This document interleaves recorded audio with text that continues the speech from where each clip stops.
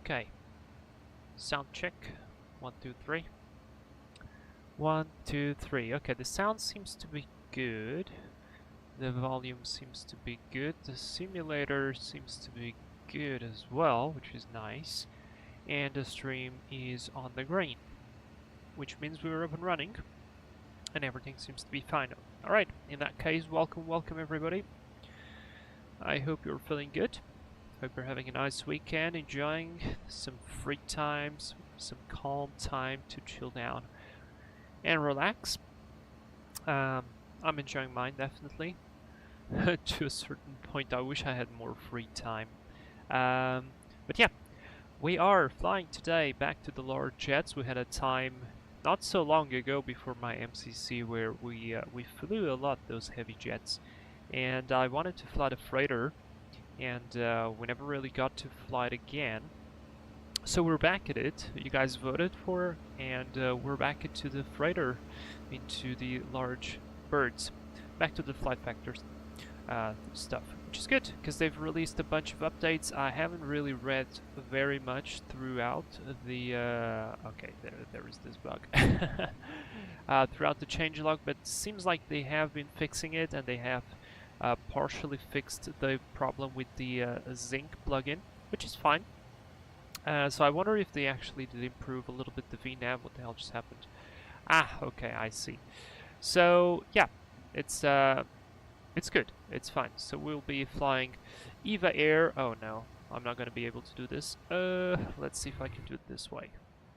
So the thing is, I have installed new apron lights, which is a custom library, because the other libraries were really, I mean, the default ones, essentially you just had a huge ball right here, and the plugin that I used before that would allow me to correct this problem no longer works. So it just crashes Fly with Lua, which is unfortunate. So I found this one, and it works really nice because now the lights are working fine, but the problem is if you go away you can start to see they kind of start disappearing, which is not a problem if you were too far away, because it actually does save a bunch of FPS. I think I've, no jokes, I think I've increased like 7 FPS just out of this. But the problem is, if you turn away from them, so let's say I have this light, right, and I turn away from it, you see it pops out, which is a little bit annoying because I'm still near it and I still need the light. But anyway, it's completely fine. Alright, so yeah, Flightfactor 777, I am excited for this. I love this airplane. It's my favorite Boeing, at the end.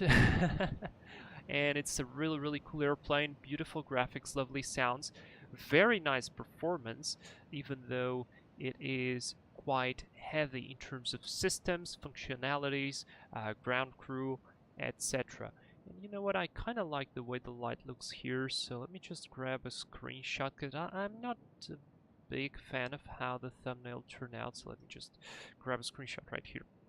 So yeah, you might be already aware, but X-Plane is running a live weather issue, and it has been solved for a couple of people, but it hasn't solved to me.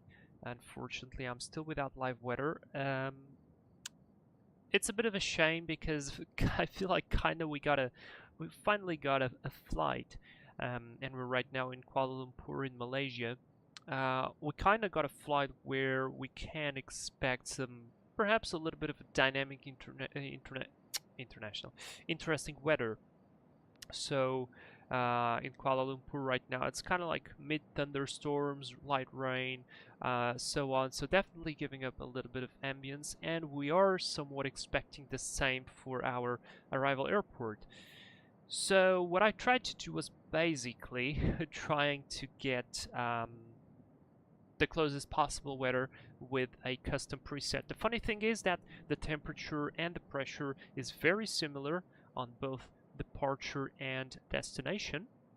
So we can actually use the same preset, the same weather preset, the customized weather preset for both airports, and that's exactly what I'll do. So the only thing I'll be simulating properly from real life on this flight is going to be the real time. We're cargo, It's nighttime. It's completely nighttime. There's not much to see also. The majority of the flight is going to be over the water. So there's really not a lot to look for out of the window. Now, a couple of things. We will, of course, have some variations due to the winds, because the winds are going to be different. So our cruise winds are going to be different.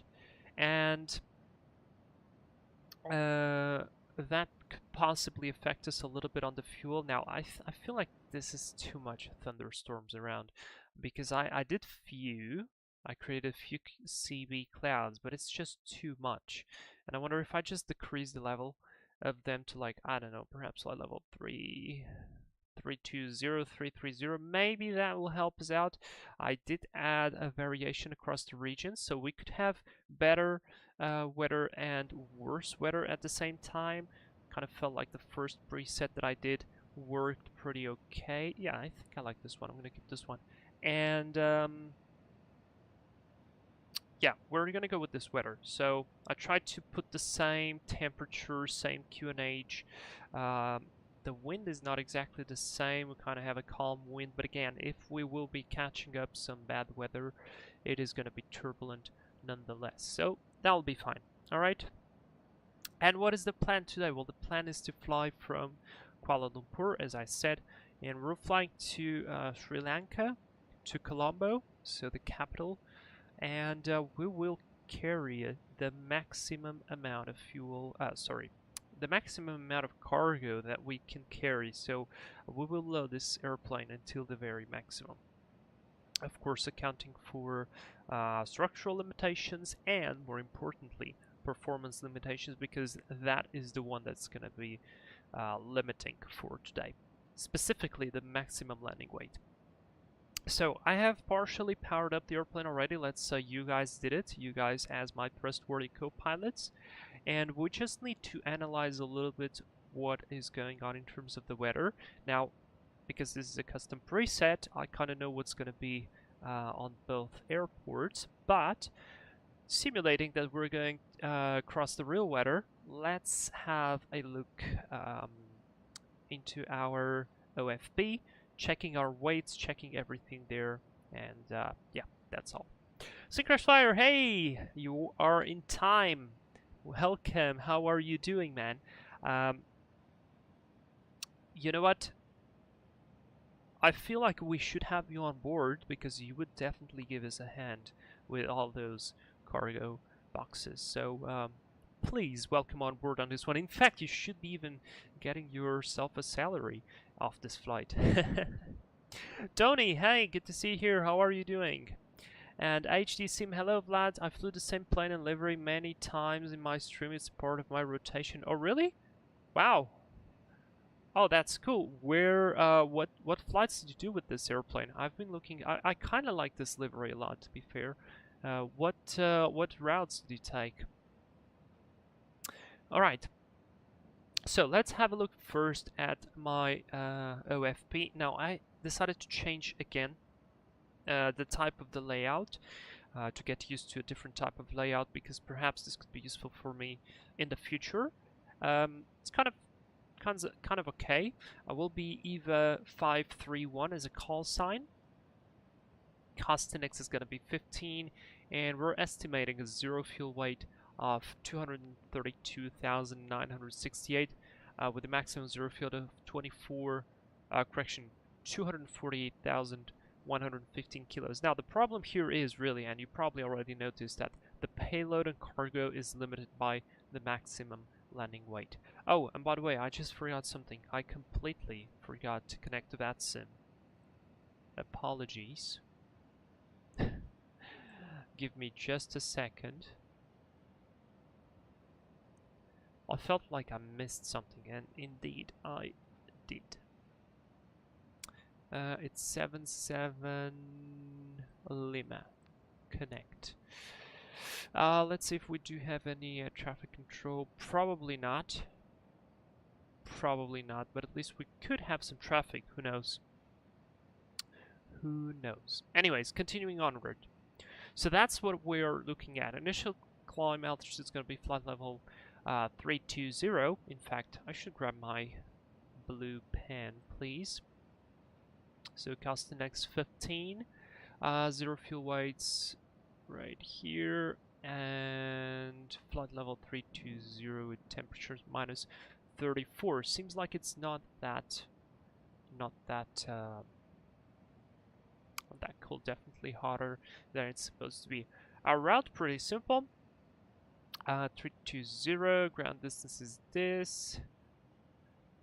Air distance is ISO deviation plus 15, yeah, it's definitely hotter. And our fuel, we're looking at a block fuel of 52.26, so minimum block. Are we tankering? Why are we tankering for this? 1 hour and 30. Oh, I know. Oh, wait. Okay, I know what's the problem here. So we were not supposed to be doing this flight. We were supposed to do Seoul to, yeah, this is the problem, to Ulaanbaatar in Mongolia with the 777 with Korean. But I decided to save that flight with a 767. The problem with Ulaanbaatar is it's a very isolated airport, and because it's a very isolated airport, you would need to be essentially carrying fuel to consider it as an isolated airport, at least in my understanding. So that's what I did. I added the extra 1 hour and 30 minutes for all the stuff. So yeah, there we go. Now the cargo is even higher. Oh wow, what was that? Syncrash Flyer cargo box support from me, dude. Thank you very much. I should be supporting you on this one. You are gonna be our important crew member. Thank you so much, dude. Syncrash Fire, I melted 40 degrees, but I'm happy to lend you a hand. Thank you so much. Luckily, it's just 24 degrees here in Kuala Lumpur, and it's gonna be the same in Colombo, so that's good. Alright, let's just do a quick check. So it's the same, 320, cost index 15. Now, our zero fuel weight is definitely increased because essentially we're not carrying that extra 1 hour and 30 minutes of fuel, which is good, means more revenue for the company. So zero fuel weight 247.6, and our planned block is going to be 37. I'm gonna round it up to 37.7 seems good. All right, alternate 1 hour and 3 minutes. It's gonna be in India, flight level 340, and to Victor Oscar Bravo Lima running 27 right is expected to be there. So that sounds to be good. All right, I'm not gonna read through all of this. This is not really important. Let's just hop into the weather situation because I want to analyze regarding our departure airport. Even though we're not using the real weather, it's always interesting, and our destination. So right now, as you can see, we have variable 2 knots, so light wind, just as the preset says. Visibility 9 kilometers, few clouds, 1,700 CBs. Temperature is 28. Oh, it's slightly hotter than what I've set. I've checked windy. 28, dew point 25, QNH 1010. I've set 1011. That's close enough. And we have a probability of 30%. Visibility dropping to 5,000. Thunderstorms and rain. Few clouds of 1,000 and few clouds 1,700 CB. So just I feel like the preset we did. So that's good. Now regarding the arrival, let's see. We have right now wind 206 knots. It's going to be the same calm wind, so we can pick whatever runway is going to be according to the real procedures. Good visibility, scattered 1,600, temperature 28. It's literally the same. QNH 1010, just as I said, no significant change, and the forecast states that scattered 1,600, max temperature 30 degrees. It's already passed, and minimum is going to be 26. And we have a 40% probability temporary, visibility 5 kilometers, thunderstorms and rain, showers and rain, few clouds 1,400, broken 1,600, few 1,900 CB. So basically, essentially as I did. And just to check, destination alternate, Visibility 6,000. The wind is pretty much insignificant. Few 1,200 scattered 8,000. Do we have anything here? We have a bit of rain, drizzle, scattered, a bit of CBs here, broken, and then we have, but it's gonna be the next day, so it doesn't really apply to us. All right. Critical ETOPS airports, because we'll be crossing the ocean, so we need to address this. Seems pretty good. Some light rain, few. Okay, so it seems like the trend of the weather seems pretty much okay. The only thing is we could expect some thunderstorms on the arrival, and they can actually happen because I've set the weather variation to pretty large. So we could either arrive there and the weather be absolutely amazing, or we could arrive there and the weather be absolutely terrible. Alright, good. So this is the ETOP circles for the alternate. Essentially, if we are within this circle, we return back to Whiskey India Tango Tango. We do have a jet stream here coming up at flight level 500, which is pretty interesting. I should probably try to insert this one. You know what? I might do it because I'm not sure we have winds. Yeah, it's definitely up there, and we need to do it this way. And let's see what is going to be the wind direction and the strength. So approximately this one, it has, you know, this thing means 50 knots, so that's 60, 70, 80, 90, 95 knots. So let's put it at 95 knots. I'll drop it to 90, just so it's simulated. And this one, I'm going to rotate it this way. Kind of like, I don't even know, wait. What was the wind for Colombo? 200 at 6. 250 at 11. Variable 2. So let's do this one. I'll do it 200 and 30. I'll do it 5 knots. So this way we can have a variation. And I'll leave it like that. And this one is going to be like... In fact, I could just delete it and it will interpolate whatever wins. Okay, done. I'm going to apply the changes and it's looking good. HTC from Chicago, Anchorage, O'Hare to Seattle before departing for Taipei. Oh, that's a long flight, dude. That's a long flight. Secret Flyer, do we do a low pass on the destination? Oh, yeah, true. Okay, so... here's the thing. Again, I changed plans like 3 times for this flight. So I was planning to do a low pass, but on a different kind of flight. I'm not sure if on this one it's gonna be okay, but just for the low pass, I'll probably add a ton and extra fuel, maybe. So let me see. 0 fuel weight, estimated landing weight is 260. We're very much on the limit. So it will depend. It will depend on the weather situation. It will depend on the fuel, whether we can do it or not, to remain legal within all limitations. And that's gonna be it. All right. But yeah, we gotta do that. We're not gonna do it like that video. We're gonna do it a little bit more. What's the word I'm looking for? Civilized, maybe? No, not civilized. That was okay. It's just, yeah. Anyway, enough talking. All right, let's have a walk here. Let's go into the cockpit. Say hello to Crash Flyer. Probably working here is getting ready to receive all the cargo. While we go into the cockpit and prepare the airplane. Man, I really miss this airplane, kind of. A normal one. Yeah. Yeah, just a normal one. Just a normal one.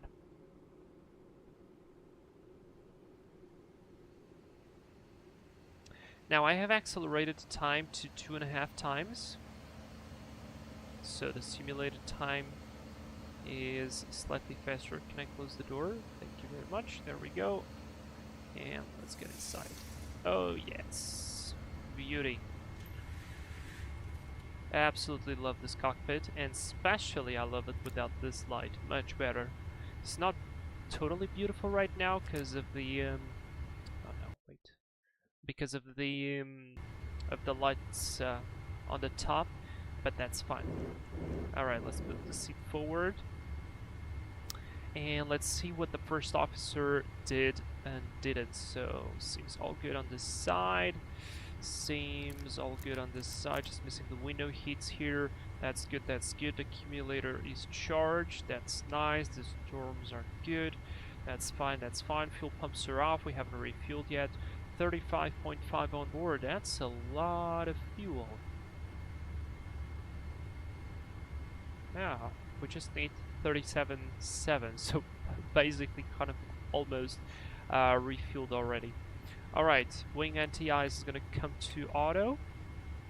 And the engine as well. Nav and logo, wing is not required now. So leave it as this, leave it as this. This time we're not carrying any significant. That's fine, that's fine. Flight deck temp auto, everything is auto, everything is set. Now I'm just gonna check the oxygen masks here. Alright, that's checked. Very good. Airport map, I've already preloaded this. Let's go to airplane, weight and balance before we continue, just checking all the switches. Let's put this to plan mode, range 40, that's on baro. Reset, synchronize, hectopascals, QNH 1011 set, 1011 is set here. That's FD's off, auto throttle off, that's okay, that's okay. Let me check all the VHF.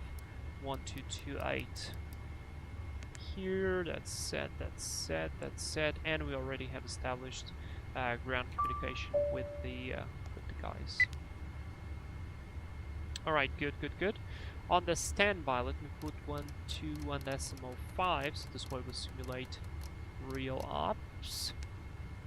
And transponder will be transponding 2000. Or in fact, you know what?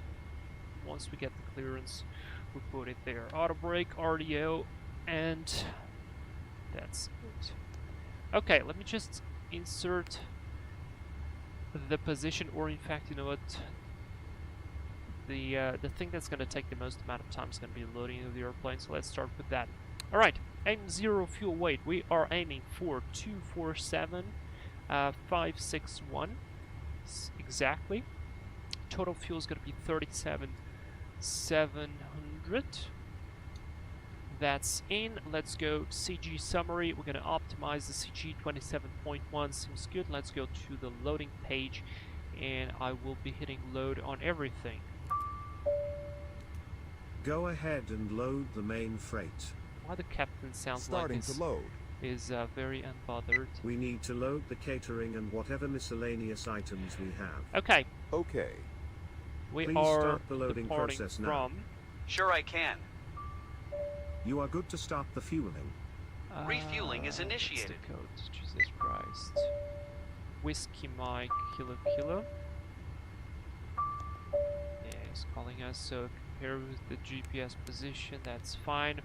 Route Whiskey Mike Kilo Kilo to Victor Charlie Bravo India.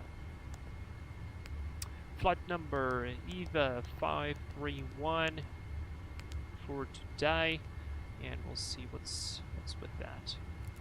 Alright, let's check that. Captain, all MISC items have been loaded, so has the catering. Good. Thanks. Very good. People from the ground want to talk to us. Done, sir. The plane is refueled. Thanks. Well, that was fast. So seatbelt sign are gonna come to on. We're gonna put the fuel pumps to on. Get that on. And what is that name? Dude, I'm not gonna pronounce your name because that's just too funny, since I speak Portuguese, and that's just amazing. Are you using Active Sky Explain? No, I'm just using a custom weather preset that's that I've tried to put as close as possible to the conditions that we're expecting on the flight. What is that name, dude? Alright, departure. Departure, we are expecting runway 32 right via the Puget 1 Delta departure. I'm gonna go route next page. From Puget, we will fly Romeo 461 all the way to Papa 752. Now I believe, oh wait, 756, sorry. Yeah, I don't think previously Flightfactor allowed to automatically fill the waypoints, but I might be wrong. Papa 750, 570, Jesus Christ. To Mabix, that's correct. And then to Vevet. And finally to Dudal. And from there we need to see what are we going to be doing. Alright, I'm going to activate execute. I'm going to leave this. We are expecting 247 on the zero fuel weight. I'll put 247. Reserves. This is going to be final reserve plus alternate. That's going to be diversion fuel, which luckily is given here, 12.1. And cost index is going to be 15, cruise level 320. There we go. Now, I'm not going to calculate the rest of the stuff because we'll need the load sheet. I'm just going to give some time and wait. Now, I'd love to talk about something regarding engine out procedures, but we don't have a published engine out procedure for this airport.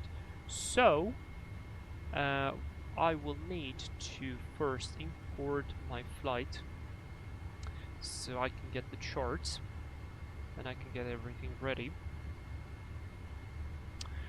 We are, what is this position? What is this position? This is position Tango, no, Bravo 63 right, I believe.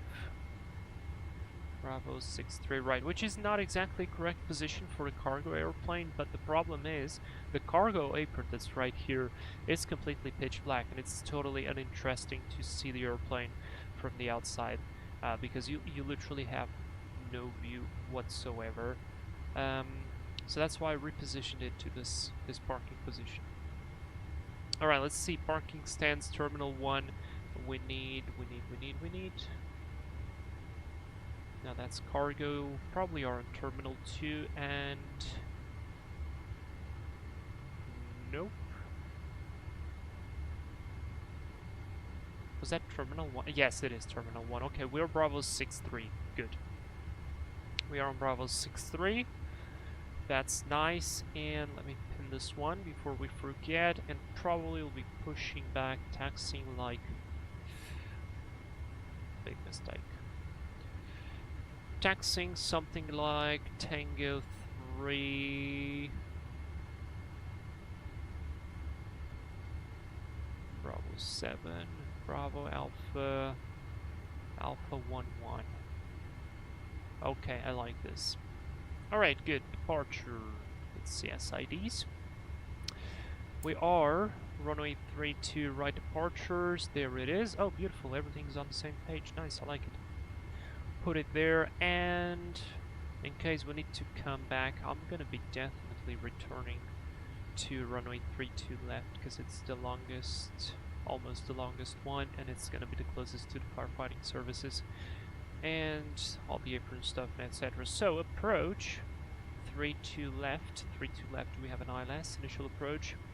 We do have an initial approach, and we have an ILS localizer. Beautiful. Okay. So let me see, do we have a secondary or route 2? Yes, we do have. Okay, good. So whiskey, my kilo, copy, paste, arrival. I'm just gonna go arrival, ILS 32 left via. Now this is the page where I needed to see the initials. Messup. Yeah, Messup is going to be definitely it. Messup route, and that's going to be it. Now the only difference is route 2 legs Messup. I'd like to hold at Messup.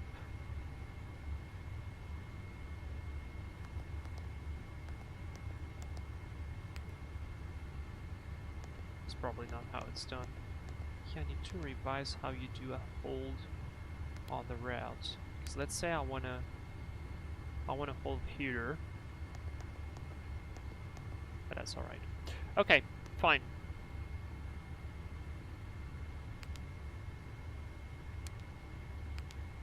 Oh, there we go.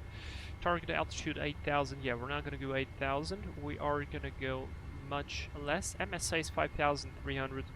I'm gonna assume 5,000 because we're still over the water, and there is no need to go higher. Alright, let's see if now I go to legs. Hold. Beautiful.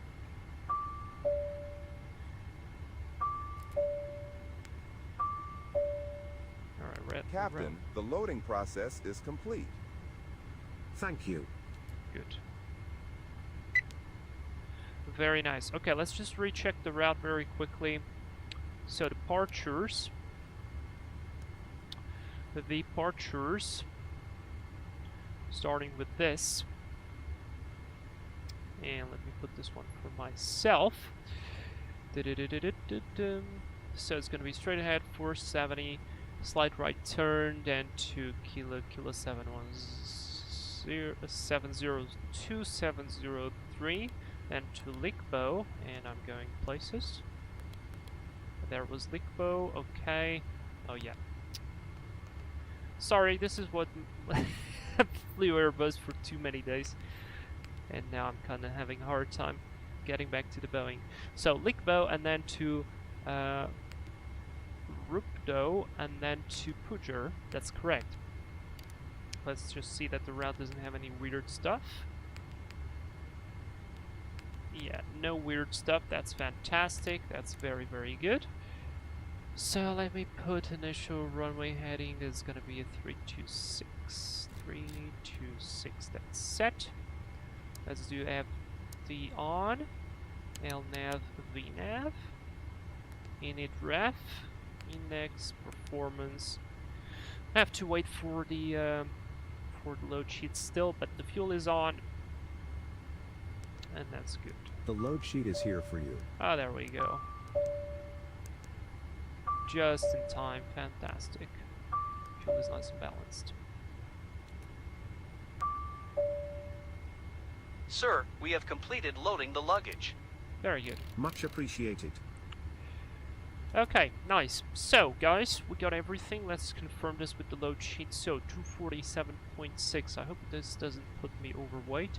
247.6. Good. No, it doesn't. 247.6 on the zero fuel weight. I inserted it incorrectly. And we need to go thrust limit. Let's depart with takeoff 1. It's nighttime, so we need to save some. We need to save some noise. So we're gonna do derated takeoff. Selected temp 38. It says only derated takeoff, not derated takeoff 1. So let's see. Takeoff 107. If I go 38, 105. And if I go like this, and I'll go 38. 99. The thing is, I'm pretty sure it's going to be enough, but alright, we'll go take off and 38. I mean, no, wait, it's derated, so it's definitely take off 1. Take off 1 and flex 38. We'll switch it over to climb. Climb 1 is going to be more than enough, and once we pass 10,000, I'll switch over to climb power. Good. Take off flaps 5. 38, C flex derated, and 0 max is going to be 27.1. Okay, 3 and 4.5, V speeds 52, 59, 168. 168 is set, arm the auto thrust. Let's see, acceleration is going to be 1000, 1000 seems good, and because this airfield is basically at sea level, I'm going to go barrow. And we'll do 1,570 for engine out acceleration. Just like that. Beautiful. Synchronize it. That is done. That is done. And nice. guys. So legs page is on, that is on. We got our weights in. So we'd call for clearance now, and considering we would get the clearance, we would start the departure briefing, for which I'll ask you guys, are you ready for the departure briefing? And if you're ready, we would then start. Funny thing, I'm not ready, because I don't have the briefing card prepared. Where is it? Okay, here it is. Okay, you guys are ready? Let's go for it. So we're flying flight EVA 531 cargo from Kuala Lumpur to Colombo in Sri Lanka, Boeing 777 Freigher. No TAMs are fine, I didn't check those. The weather is, well, the weather is a variable, but it's okay, we already checked that. The anti-ice shall be required. We're gonna have the weather radar on both sides, or perhaps the terrain radar on the first officer side and the weather radar on my side. We do have some terrain there on the departure towards the eastern side. We are parked at gate Romeo 63, Terminal 1. We'll be pushing back facing south, taxi straight ahead and left into Tango 2, then all the way through Alpha for Alpha 11, runway 32 right full length. The runway is wet and the wind is calm. We're gonna go with flaps 5, flex 38, the rated takeoff 1, with V speeds of 152, 159 and 168. Our departure is the P-BOS 1 Delta departure, that's on page 20-3 Foxtrot, effective from the 19th of February of 2026. And we do require a 5.5% climb gradient, which we do completely comply. MSA for the airfield is 5,300. We do have some terrain towards the eastern side. Again, if we would turn towards the west, we're pretty much over the water and on the safe side, and that's gonna be it. No special considerations, no radio navs pre-selected. Abnormals below 80 knots, we stop for any malfunction. Between 80 knots and V1, only significant ones. I'll call stop, but the thrust to idle, apply reverse, and manual braking or let the auto brake do the work. Once we stop, I'll set the parking brake. We don't have cabin crew, but I'll just call crew at stations, at attention crew at stations anyway, because we're gonna have some crash fire in the back. Or in fact, you know what, he might be in the cockpit with us, so he's gonna just be on the situation there. So set the parking brake, advise DTC, and we'll assess the situation. In case the failure happens after V1, we're going to continue straight ahead on runway heading. I'll have to ask for a heading select. Autopilot on, altitude, acceleration altitude is going to be 1,500, then left-hand turn, direct to Messup, so we're going to have to activate route 2, enter hold at Messup, and then prepare for ILS approach running 32 left, and deal with the situation. No takeoff alternate. We will be probably overweight. Let me see. Takeoff weight 284. Max landing weight 260. Yeah, we will be a little bit overweight there. Not sure if that's the complete max landing weight, but yeah, we'll be overweight. We can jettison some fuel, so that's no problem. Alright, in terms of that, any questions or suggestions, please let me know. That's the departure brief completed. Okay, good. Fantastic. I'm going to start the APU. And should have already started it. And I'm going to start to clear out the guys on the outside. So, starting with cabin, loadmaster, sink crash flyer, please close all doors. What can I do for you? Close doors. Yes. And while the APU starts, we're going to do a Pre-flight cockpit checklist. preparation checklist. Oxygen. Tested 100%. Tested 100%. We did test it. Flight instruments. Set. Yeah, the flight Checklist instruments are good. Checklist is complete. Pre-flight checklist complete. We have the clearance, so transponder goes to here. Missing just the beacon. And I'm just waiting for the APU to be online.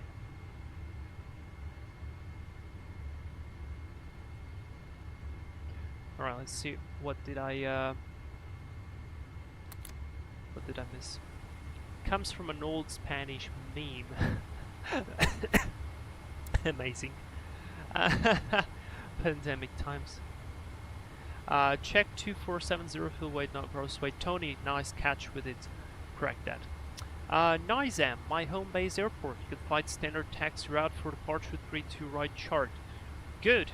Yes, we can. There was a page for it. I'm just gonna go with whatever. Let's see. Taxi routes. Arrival, departure. 32 right. Oh, okay. Well, in that case, we'll continue all the way towards Golf. So until the end, left side and Alpha 11. Pretty much the same. Beautiful. Thank you very much, Nizam. This is exactly what we'll do. Alright, sitting on jump seat, Syncrash Flyer, definitely. Alright, seems like the APU is running, so I'm gonna go ahead and disconnect the external power. So doors are closed. I'm gonna go ground crew. Yes, sir. Remove equipment. Please disconnect and remove all ground equipment. No problem. And I want the door. And now I also want them to... Let's just go beacon on and ground crew. Close hatch. Listening. Close all hatches. We are ready to pressurize. All personnel is clear. You may pressurize. Good, so we're clear to pressurize. We'll go this. Wait until the light extinguishes. Go auto, auto, and auto. Beacon light is on. Very good, all the rest is fine. Very nice. Okay, ground crew. I'm gonna release them. Yes, sir. But before I release them, let me just Hey, start the Captain, pushback. let me know where you want this thing. I want it right here. Great news, Captain. Your tow's coming. Alright, disconnect. Yes, sir. We are ready to start. Are you? As quickly as I can. Thank you very much. Clear skies to you guys. Oh, so nice. Alright, Syncrash Flyer, you're gonna arm the doors. How can I help you? Arm doors. Both armed. Good. Alright, 12280 set. One thing I forgot to do is to, of course, submit the bloody flight plan. Let me do it real quick. Alright, sign in and please file the flight plan. Done. Okay, let's go. Storm light off. This All right. it's Looks a like the little doors bit and better. hatches are closed and we're ready to connect. Cargo AC forward. Doors are closed.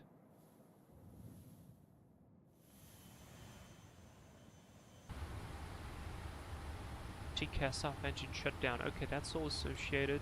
Let's go Before checklist. start, checklist please.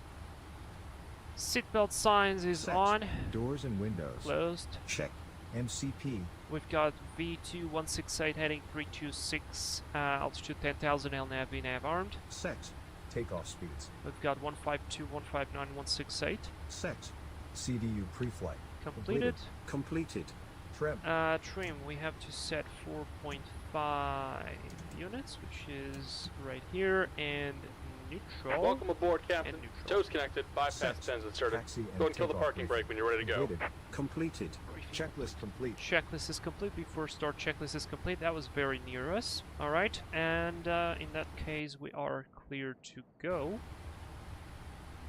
Cargo. Oh, that's air conditioning. Never mind. Should be fixed. Yeah. Alright, we are ready to go. Brakes are released. You're clear to push.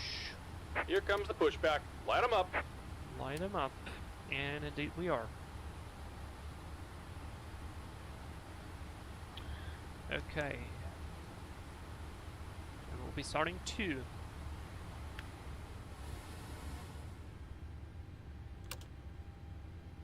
Let's have a listen.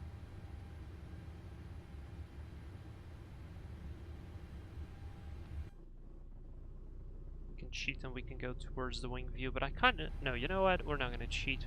I'm gonna listen. Like we are in the cockpit.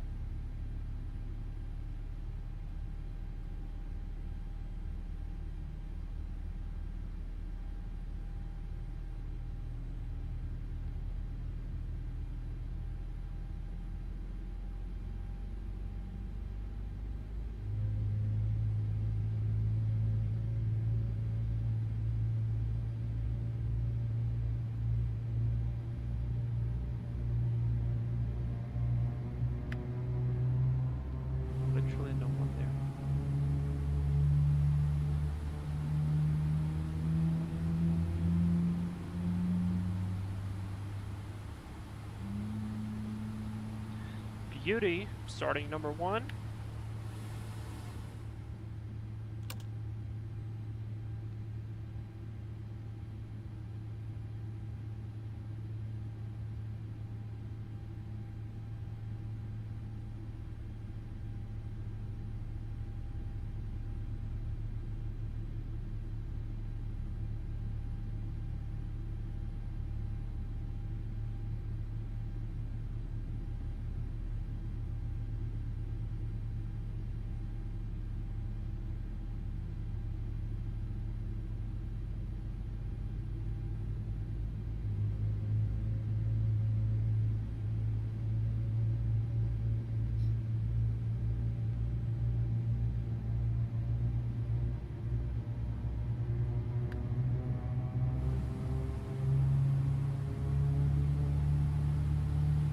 Just about done here. Go ahead and set your parking brake. Brake set.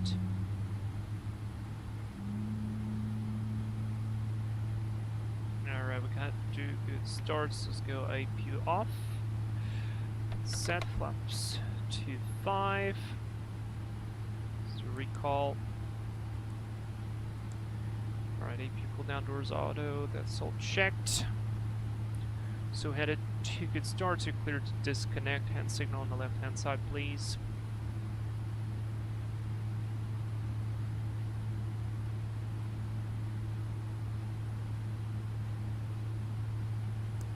Did I not set the parking brake? Oh yeah, I didn't. And we're disconnecting the tow. Give me just a moment. Let's do flight control check very quickly.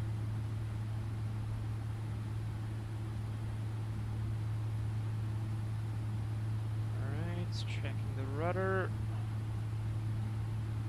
Okay, flight controls are checked. Good.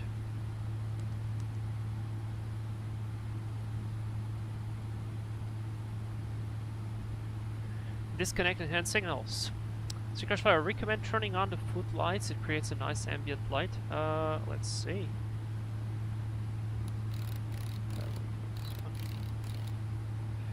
Footlight.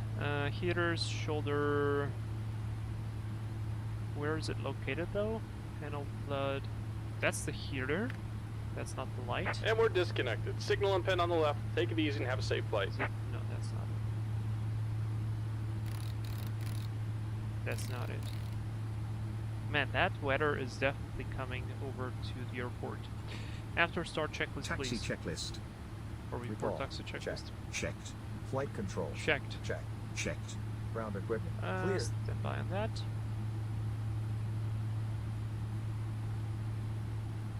And signal is received. Cleared. Checklist complete. Very nice. Now we can go. Okay, we're good. Taxi lights on. All clear on the left. FO would tell us clear on the right.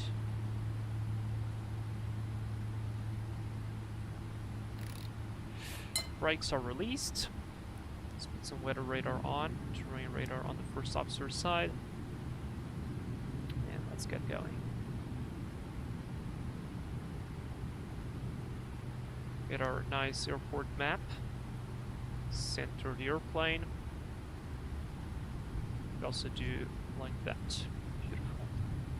I kind of prefer it this way though. Alright, all clear on the left, all clear on the right. That's it. Center console.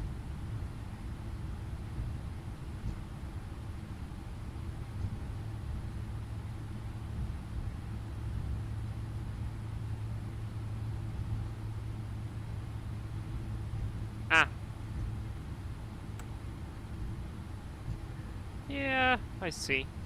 It doesn't make a lot of difference to me, to be fair. Kind of prefer without it, to be honest. Alright, let's keep going. Clear left, clear right.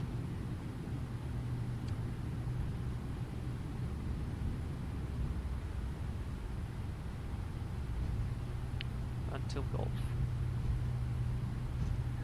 Until Gulf. Guys, I'm very excited to fly this airplane again. Apologies for some mistakes that I did, because I've been literally flying Airbus airplanes for the past, what, three 3 or 4 weeks only, with very heavy SOP usage. So suddenly my Boeing flows are feeling it.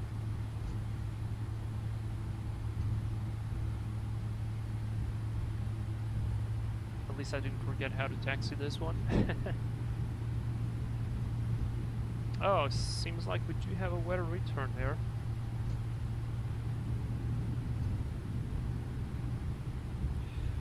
All clear on the left, all clear on the right. So now it's gonna be on the second one. First one is Bravo, second one is Alpha. Keeping my speed nice. Oh yeah, oh boy. Well, we wanted some challenging weather. We're having it. Clear on the left, clear on the right, clear straight ahead. Just don't go straight ahead, otherwise you'll end up on the runway.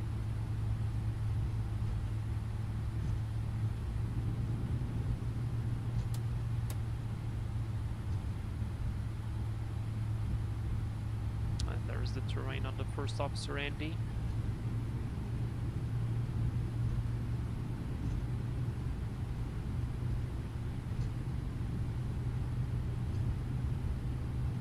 Alright, we are firmly on Alpha.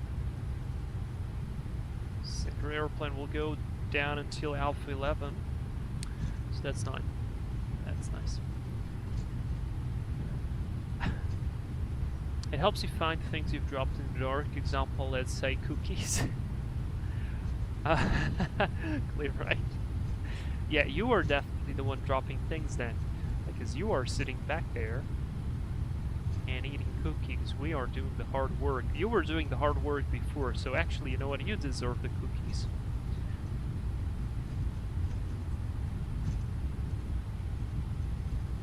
Alright, no cabin crew message should be done. This is another one really weird for me. Clear on the right, clear on the left. Yeah, see, that's the cargo terminal. And it's completely pitch black. There's no lights. So the airplane would be completely dark. And I don't know, I just kind of felt like that would be not so interesting. Why is it not following the airplane? Anyway, we're reaching, that's going to be Alpha 10, we want Alpha 11, it's going to be next one. Clear right again, clear left. Let's go transponder TRA. We have the clearance. Before takeoff, checklist please. Checklist complete. I love this electronic checklist. They did it just so well. Alright, we are approaching Alpha 11, running 32 right is confirmed.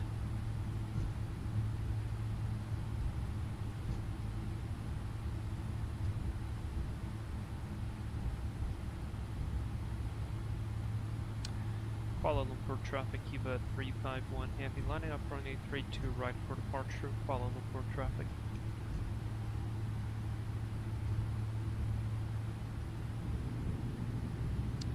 Alright, we'll be entering runway. Wing lights on. Strobe lights on. Approach path is clear. Right side is clear. Clear to go. Landing lights on. Are you guys ready? Yeah, I don't like that. I don't like that cell. I'd definitely ask for a vector. In fact, I'll probably already have requested headings, so let's do heading select here. And we will do some heading select departure. Approaching 3, 2, right. Well, we are already on it. Oh boy. Probably will have to go a little bit towards the right. Okay guys, are you ready? Let's hit it. 40% stable. Approaching 3, Toga. 2, right. Thrust draft Toga. On runway 3, right. Thrust set. Speed alive.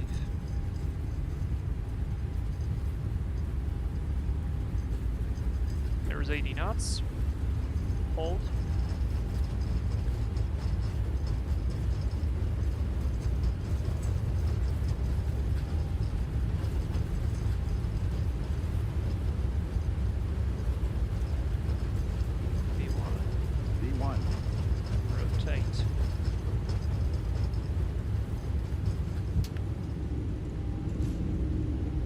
positive climb, Europe. Positive rate. LNAV. But it should have went to heading. But alright. Actually right now it's not a problem. Thrust ref, LNAV, VNAV speed. Let's do autopilot. This way we're gonna unload the things a little bit. And we would request a heading. Heading 030. Heading select. There's the thrust reduction. Temperature looks good. We're climb 1 right now. Remember for the terrain, because now I've turned towards the terrain. Just want to try to avoid this thing. Right here it passed in the middle of these 2 cells.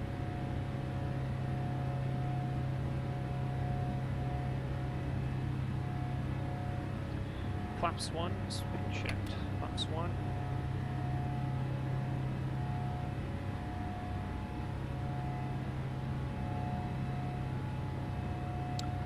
Let's keep climbing flight level 320. Oh boy. Look at that turbulence.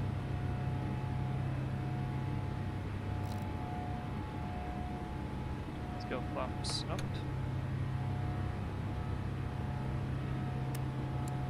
Lights off.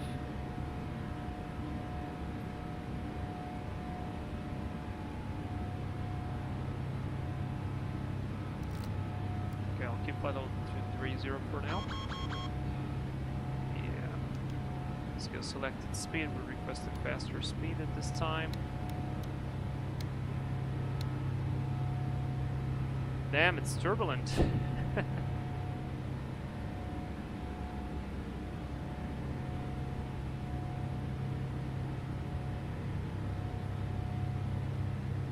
Should be clear out of it soon.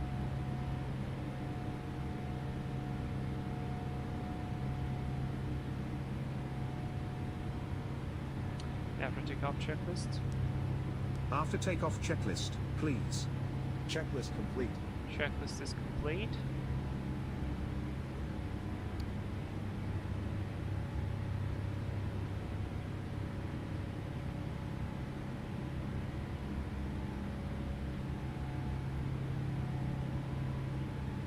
Ah, there we go. Clear out of it. You can even see some clouds. Not sure you can see them, but I can see them very little. Alright, let's request a left heading of 340. Left heading 340 set. Transition altitude is 11,000. Alright, flight level 320 is set. Oh, we can even see a little bit of the city down there. Good.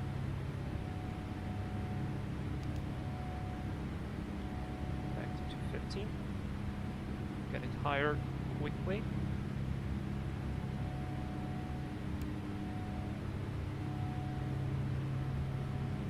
But this is fun because you really don't see anything. At least I don't see the clouds to the left side. I see a little bit of clouds to this side, but not much more. Alright, let's do left heading 320. 10,000 feet, lights off, wing lights off, logo lights off. And let's do a speed intervention. I want to keep climbing for now.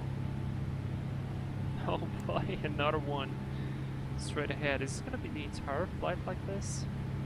That's too many. I'm going to have to tune them down.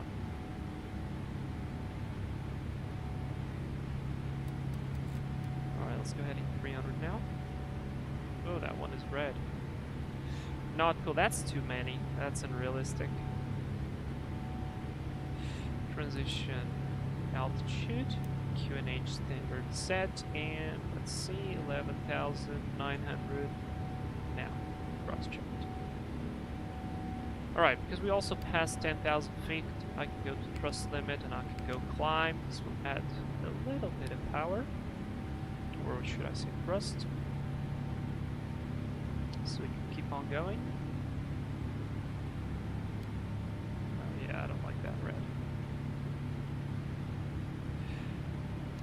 Let's accelerate on this straight.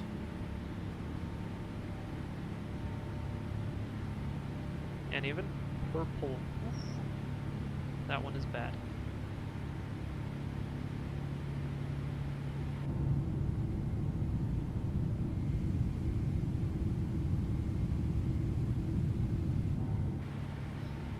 Definitely the performance is slightly degraded.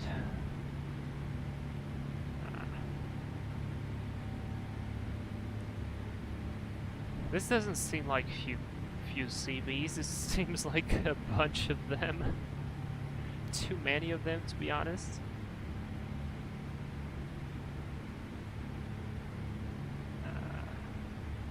Yeah, well, we'll see if this gets any better or not.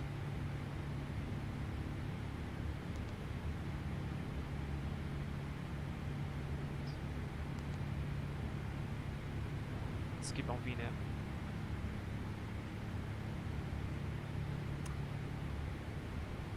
You do a good job, no worries. Thank you very much, man. Joshy, hi brother, are you using Richard's light mod? Hey man, no, not using it. I kinda don't like it, to be fair. I think the lights become too gloomy, and it's not really... I don't know, I don't like it. I don't like it, so no.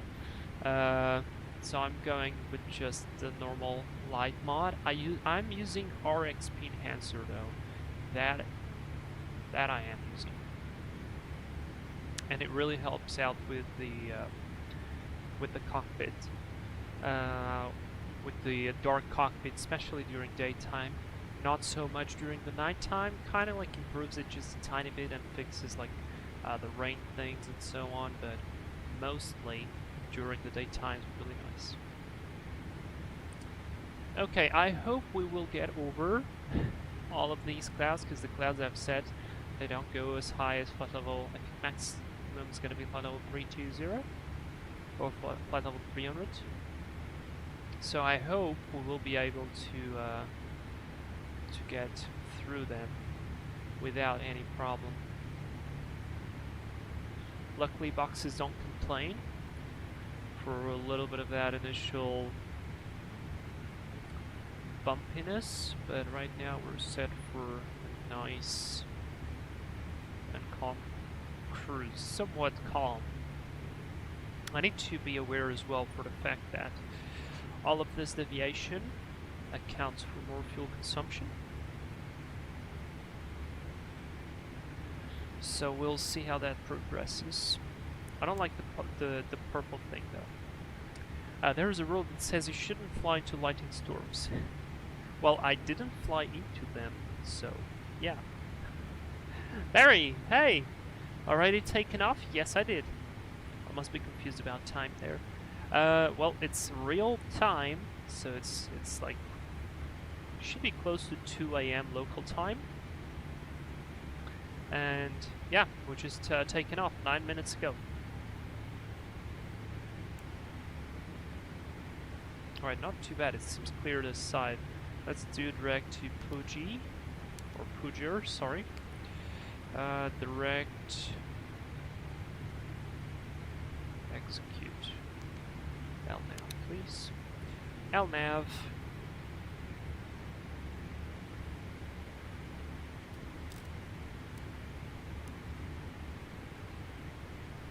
That is really too many of them. Yeah, I'm gonna have to tune them down. That's too much. Or at least I need to make sure that the tops, let me just check, the tops don't go higher than, let's put the tops to flight level 300. And I hope they don't populate right inside of, or right into the plane now. Okay, they didn't. Good. I'm gonna need a vector for this one though. Heading select.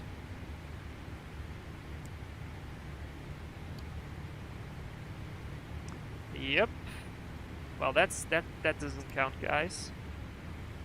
That really doesn't count because it literally populated just in front of me. There's not much I can do.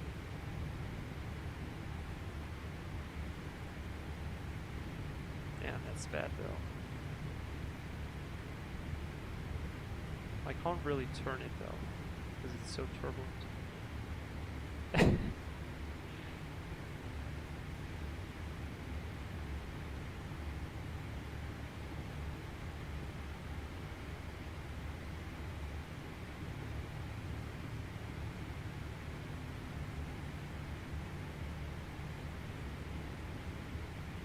Okay, I believe I can redirect it now.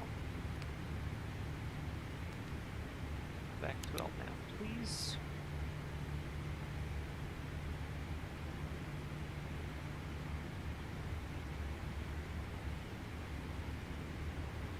And there we go. That's better. It's still too many. Jesus. Alright. I see sky. So that's good. That's good. We're out of it. Ah, okay.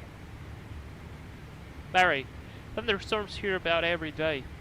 Each time I fly in and out of Kuala Lumpur at night, I can see lighting in the sky. And you know what? Because right now Kuala Lumpur is sitting exactly in the intertropical convergence zone. And if you paid attention on some previous live streams that I did, we spoke about what is the intertropical convergence zone. And that's essentially a constant convective area. It's not the geographical equator, but it's I would call it the meteorological equator, because it's literally where you kind of get the separation between the two, and it changes whether it's winter or summer, or I would say whether it's January or June, July, depending on the hemisphere, because in the summer, like summer right now, northern hemisphere, the northern hemisphere gets heated up more, so that ITCZ shifts more northerly than it does during the other time of the year. So, and that's why you get a lot of convective activity. So, to a certain point, this is actually somewhat realistic, but not with this frequency probably. They could get very large, very big, but yeah. It was fun. It was fun dodging. Just a little bit. We should be clear of them now. Completely. And set for the rest of the flight. So that's actually good. So let's see optimum. Flight level 327. Max 348. Recommended 320. Good. So we're doing good in terms of stuff. We haven't missed anything. So far the plane is behaving nicely. And guys, here's what I suggest would be doing in the cruise, because this flight is what it takes about 2 hours and 57 minutes air time. This is what is expected through the at least what the scene brief gave us, considering all the wind situation. Maybe we will get there a little bit faster since we're doing offline weather, and I've set the jet stream to be basically from the very beginning till the very end, which does help us, which is nice. Dude, this is incredible. We're climbing almost 3,000 feet a minute, approaching flight level 320, which is basically our recommended cruise level. We could have easily gone to 340, but I see the point of not going further. Alright. Seatbelt sign is going to go to auto. Sync Crash Flyer is going to go back into the galley and search for some more cookies for everybody. And we'll be monitoring. Right, the airports, so I can have a little bit of an idea of what's ahead. First officer is going to set up the weather radar for himself as well. And he's going to put airports as well for better situational awareness. And we'll be enjoying the comfortable seat of the 777 Freigher. And while I'll do that, I suggest, guys, because I started to prepare for airline assessments and I started to revise a lot of the ATPL theory. I have a couple of manuals here, and I wanted to read them, but I can read them aloud so you guys could learn something as well. So that's exactly my suggestion. And I have a couple of chapters here. Today I decided to bring out for air law, the air law subject. There is a lot inside air law subject. There is all the basic, like, creation of ICAO, when it happened, what it stands for, how were all the information created, because essentially what they did, they created 19 annexes and a lot of articles, 96 articles, that essentially cover what should be done in terms of aviation, like civil aviation specifically. They do not cover military or state or law enforcement stuff, but they create all the guidelines and all the mandatory rules for the states that want to take part of ICAO. So let's say you are a country, you want to open an airport and you want to have air traffic coming along, and you want to be according to what's happening all across the world, you have to comply with ICAO standards. And yeah, there's a bunch of them. I'm not going to go into all of the details because it's a lot. 19 annexes. We need to know what is each one of them, or what does it stand for. But I have a couple of chapters here, and especially I can read a little bit about the ICAO Annex 2, which is rules of the air. So essentially it's like the general aspect of rules of the air. And also because since I'm in Europe, SARA, so that's Standardized European Rules of the Air. Or I could speak about VFR rules, IFR rules, interception. So let's say you're doing something wrong and you were intercepted, you need to understand and know what to do. And then there's a bunch of, like, departure approach procedures, holding procedures. I can read all of that. Right now I'm on page 145. The manual has 740 something pages, so still a lot. But yeah, I think I could start reading about this. So let's start with the introduction to the rules of the air. So ICAO's rule of the air are set out as standards and recommended practices in ICAO Annex 2. Standards apply within the territory of all ICAO contracting states who have not notified the difference. And why is this important, guys? Because let's say the ICAO mandate that you have to paint the runway with white colors and the signs have to be exactly that shape. And you are fine with the shape of the signs, but let's say in your country does snow a lot. And on winter times, when you have a bunch of snow, the white markings of the runways are really, well, they're really hard to see. So you decide to paint them differently, of a different color. And by the way, I'm not sure if this is the right example, but I'm just trying to give you like an example. So you say, okay, we paint the runways with the yellow color instead because of this or that, and you have to notify ICAO within 60 days of that difference, so that ICAO notifies the other states, and also you have to have that information published in the aeronautical information publications, so you guys already know what that is. And yeah, so that's why it's important. ICAO Annex 2 Rules of the Air complements ICAO Annex 11 Air Traffic Services. Together, these two documents create a basis for air navigation services and any additional procedures to be provided. Their purpose is to ensure safe flight over the territories and for all flights over the high seas, international airspace, so that's like you're flying in the middle of the Atlantic or the Pacific or whatever. ICAO rules of the air apply without exception. Unless a contracting state has notified ICAO to the contrary in areas over the high seas where it has accepted responsibility for providing air traffic services, The appropriate air traffic service authority is designated by the state. Seems good. And what is the difference between the ICAO and the standardized European rules of the air? And basically what happens is that the EU incorporates ICAO standards and recommended practices from several ICAO annexes to its standardized European rules of the air.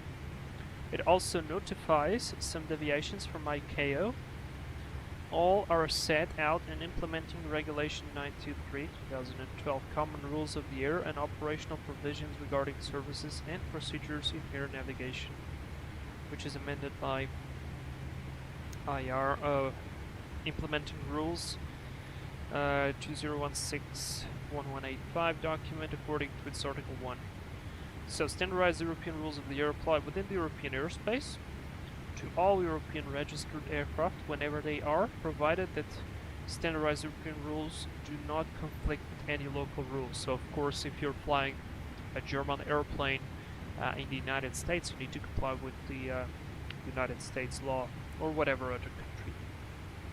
So the same applies to, I think a better example could be like the levels. So you know that if you are flying eastbound, the flight level is an odd number.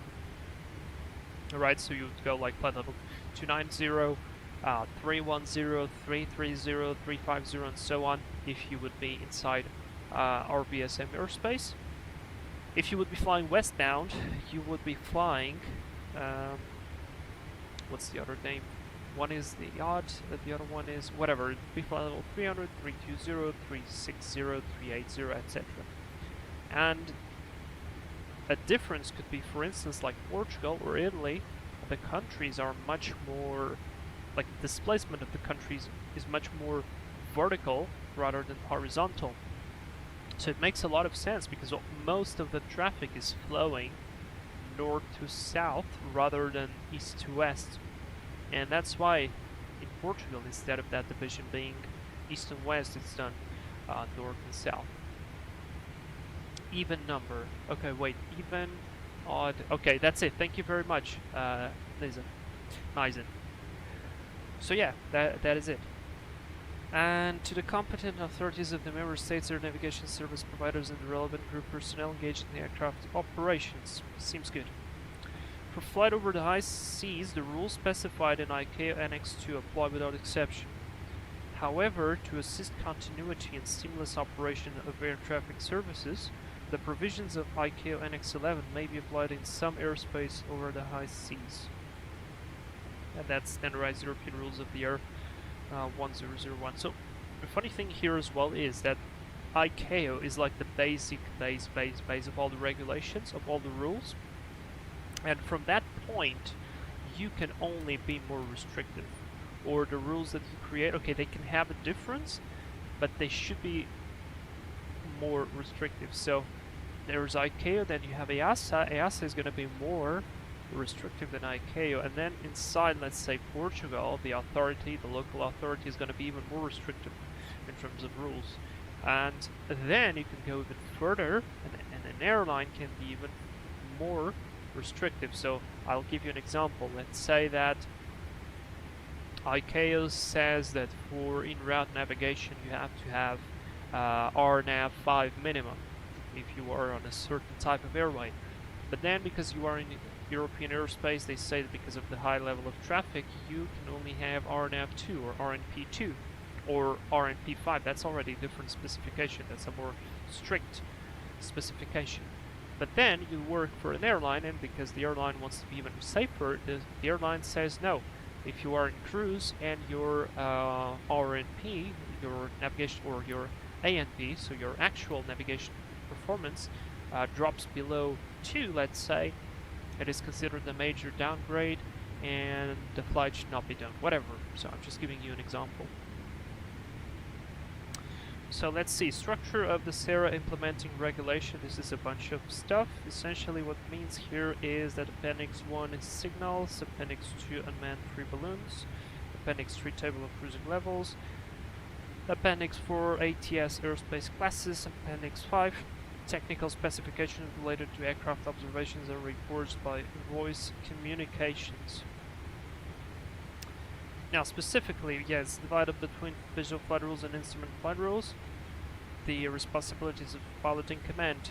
As the pilot in command, you must always ensure that your aircraft is operated in accordance with the applicable rules. So you are responsible for everything. Are we really going into the cloud? It should not be possible.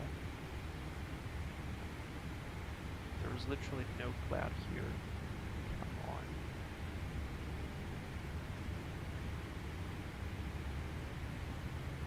Let me redo this a little bit again.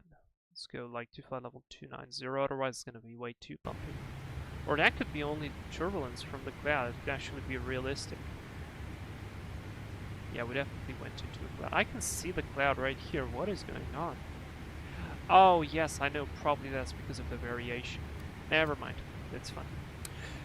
Okay. Pre-flight actions. Before flight, you must familiarize yourself with all the available information appropriate to the intended operation.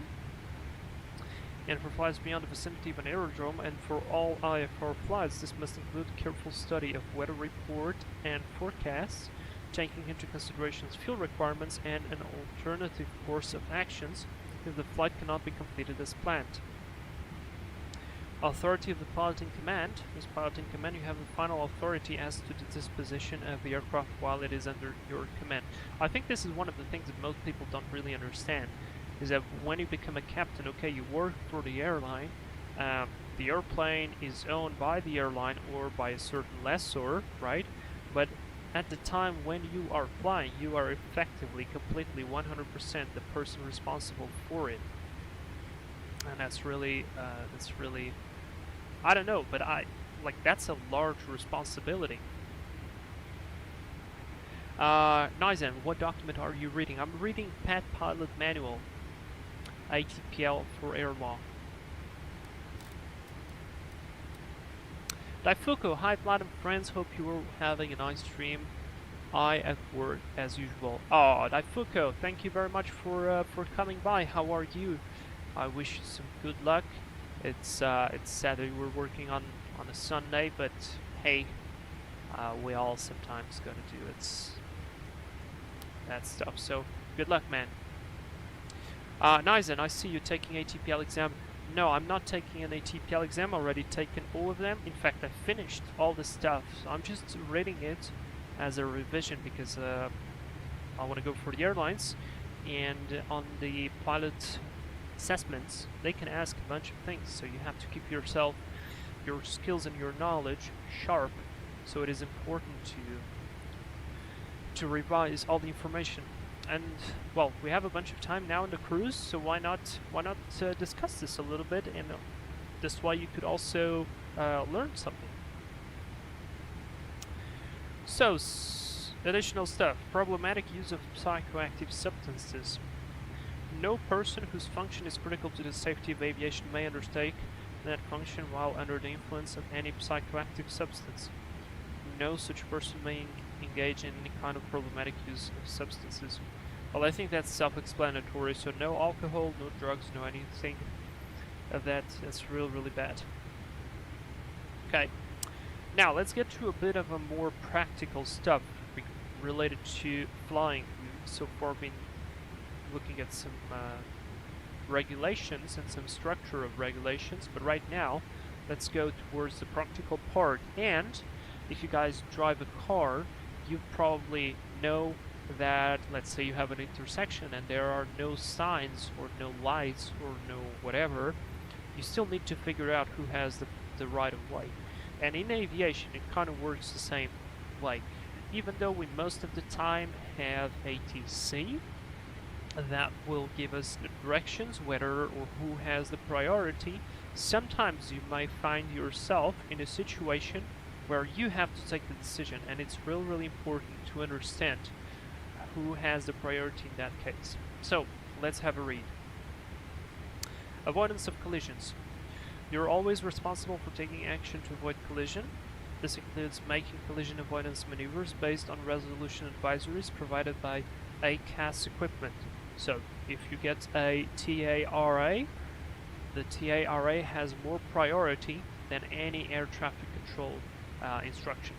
Okay, so you guys probably know that air accident happened between a Tupolev 154 and a 757 that collided mid-air because they ignored the TCAS and the ATC gave the wrong command, and they collided mid-air and a bunch of people died, unfortunately.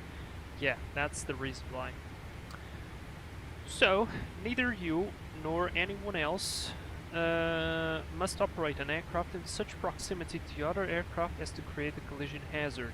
Of course, we're not talking about formation flights, but especially I feel like this should be very important to remember when you are going into the runway, or even before that if you're on a light airplane doing a run-up.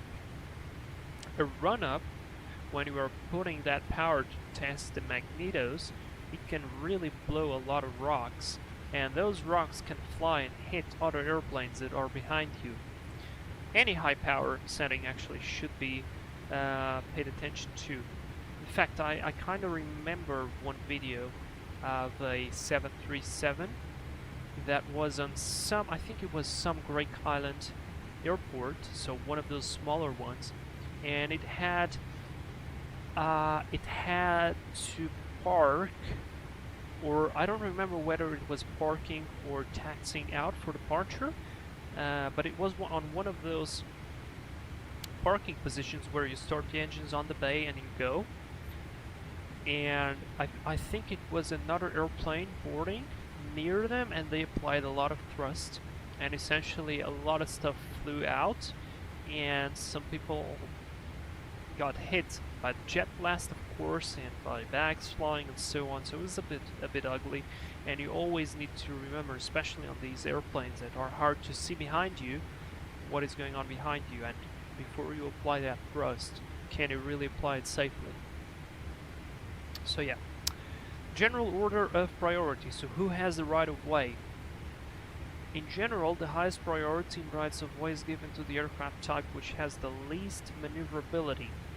Thus, power-driven, heavier-than-air aircraft should give way to airships, gliders, and balloons. Of course, you in your powered airplanes, so with an engine, you should give way to a glider, for instance, because it has much less maneuverability. Airships should give way to gliders and balloons because they still have power. Gliders should give way to balloons because a glider can still be more controllable than a balloon. And power-driven aircraft should give way to aircraft which are towing other aircraft or objects, so because of course they have degraded performance and degraded maneuverability. If your aircraft has right of way, you maintain heading and speed. The aircraft that does not have right of way is obliged to keep out of your way. In doing so, it may only pass over, under, or in front of yours, if it is able to keep well clear. Avoidance maneuvers must take into account the effect of aircraft wake turbulence. So of course, if you maneuver yourself, but you do so in a way that you're gonna hit the other airplane with your wake turbulence, especially if your airplane is large, that has to be taken into consideration. If you do not have the right of way, you must avoid flying above, below, or in front of another aircraft unless you are well clear of it. If the maneuverability of another aircraft is impaired or limited, you must give way to that aircraft. And that's the same case for an emergency, of course. So let's now watch a proper situation. Let's say you are on a conversion course, you are approaching head-on, or approximately so, and there is a danger of collision. Each aircraft must alter its heading to the right, so always towards the right. Okay? You turn towards the right, the other airplane turns toward the right. Converging. When two aircraft are converging at approximately the same level, the aircraft that has the other on its right must give way. There are exceptions to this rule based on the priority given to less maneuverable aircraft. So that's the same applicable stuff, but essentially you turn towards the right again. Synchronous gliders are bicycles of aviation, right? I would say kind of, perhaps.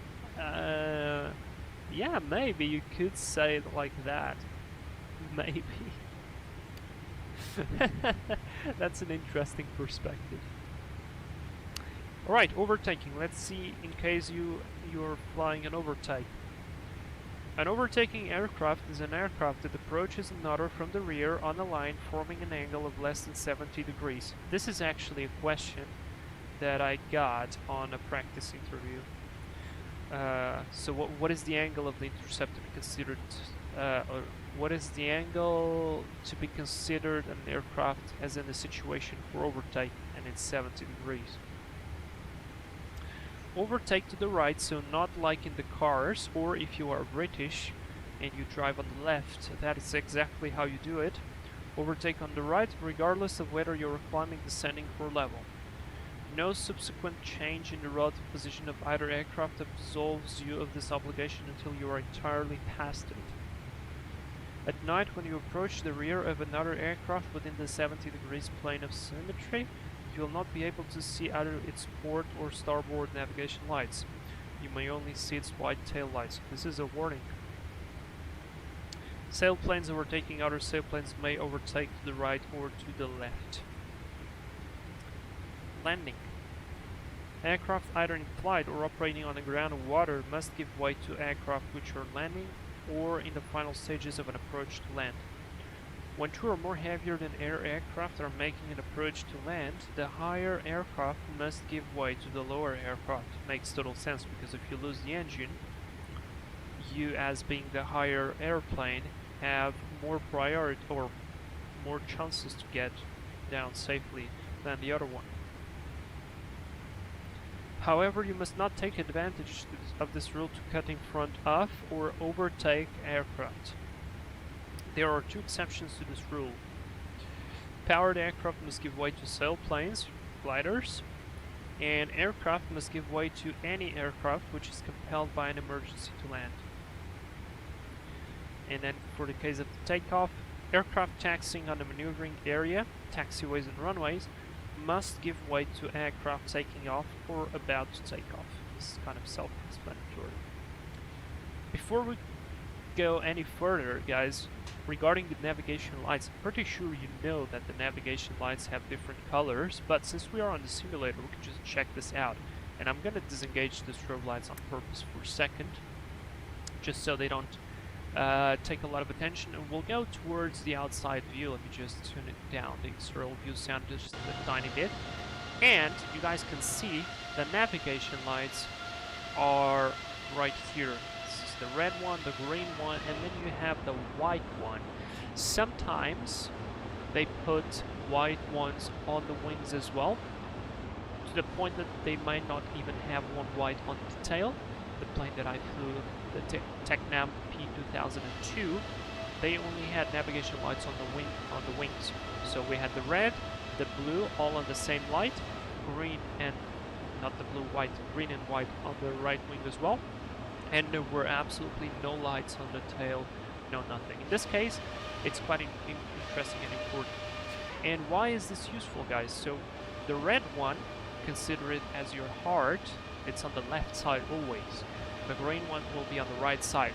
So during nighttime especially, and you can kind of pay attention to this, sometimes when you'll see an airplane flying and you pay attention to its navigation lights, especially when you are in the cruise, and I noticed this when I was flying to my MCC, you can immediately understand whether the airplane is flying from your left to right and what is the side that it's coming from. So you see a left a green navigation light, you know it's coming from left to right. If you see a right navigation light, you know that it's coming from right to left because its left wing is pointing towards you. If you see white lights, it means it's flying away from you, or maybe you are approaching from the back of the airplane.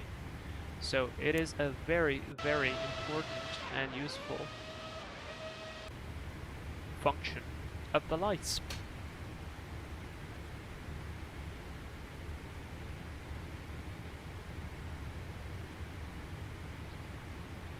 Pro skills, are you crossing the Atlantic? No, we are in the not the Pacific, sorry, Indian Ocean. Indian Ocean. We're flying from Malaysia to Sri Lanka. Nizam, I did my airlines interview last year. They asking a lot about meteorology and ops, for example, type of alternate fuel policy. Dude, that would be beautiful because those are very, very, what's the word I'm looking for? Practical questions that make sense because you will be dealing with those very much all the time. So, very nice. That's really great questions. I hope I get a lot of those instead of what if what NDB you have to, or like for a type NA and 1 whatever NDB, what do you need to, why do you need to activate the beat frequency oscillation on the ADF, like stuff like that. Like, I don't know, dude. I just press the button. If it doesn't do it, I'll activate it because it's probably one of the oldest units. That's it. But yeah, man, you gotta know a lot of stuff. Now I'll be ready. I'll be ready for it.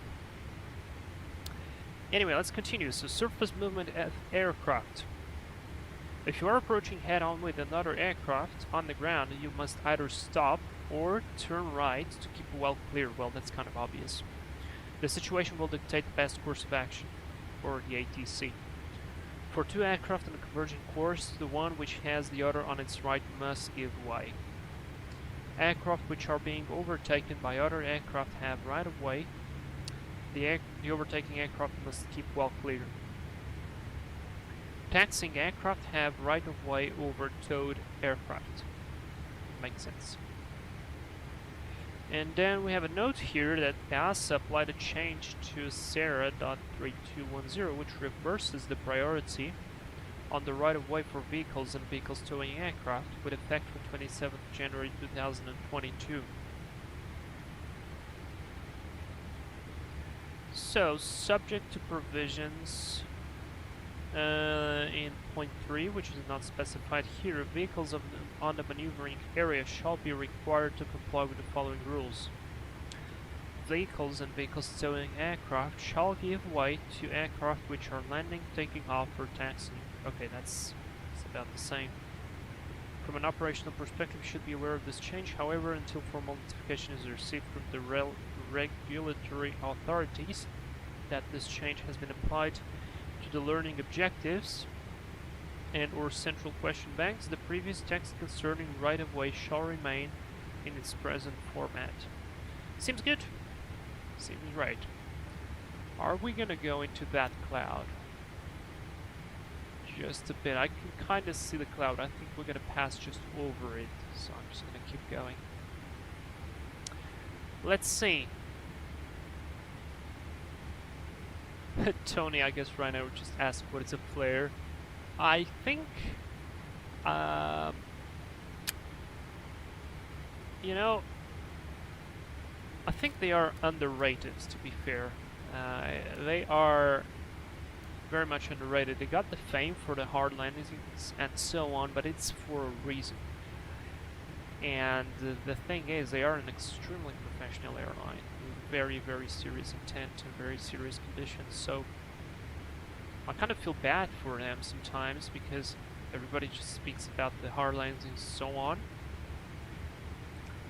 but the fact is they do so much more than just hard landings, so yeah. Oh, hi Ekaterina, nice to see you here.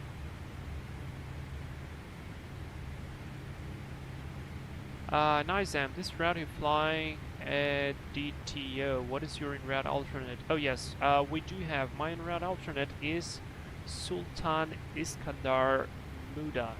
This is in, what is this? That's not Singapore. Is it still Malaysia? I think that still counts as Malaysia. My geography of this part of the world is not amazing, so let me just hop in very quickly to maps and I'll tell you in a second where that is. But the ICAO code is Whiskey India Tango Tango. Whiskey India Tango Tango, and that is Sumatra? No, wait. Is that it?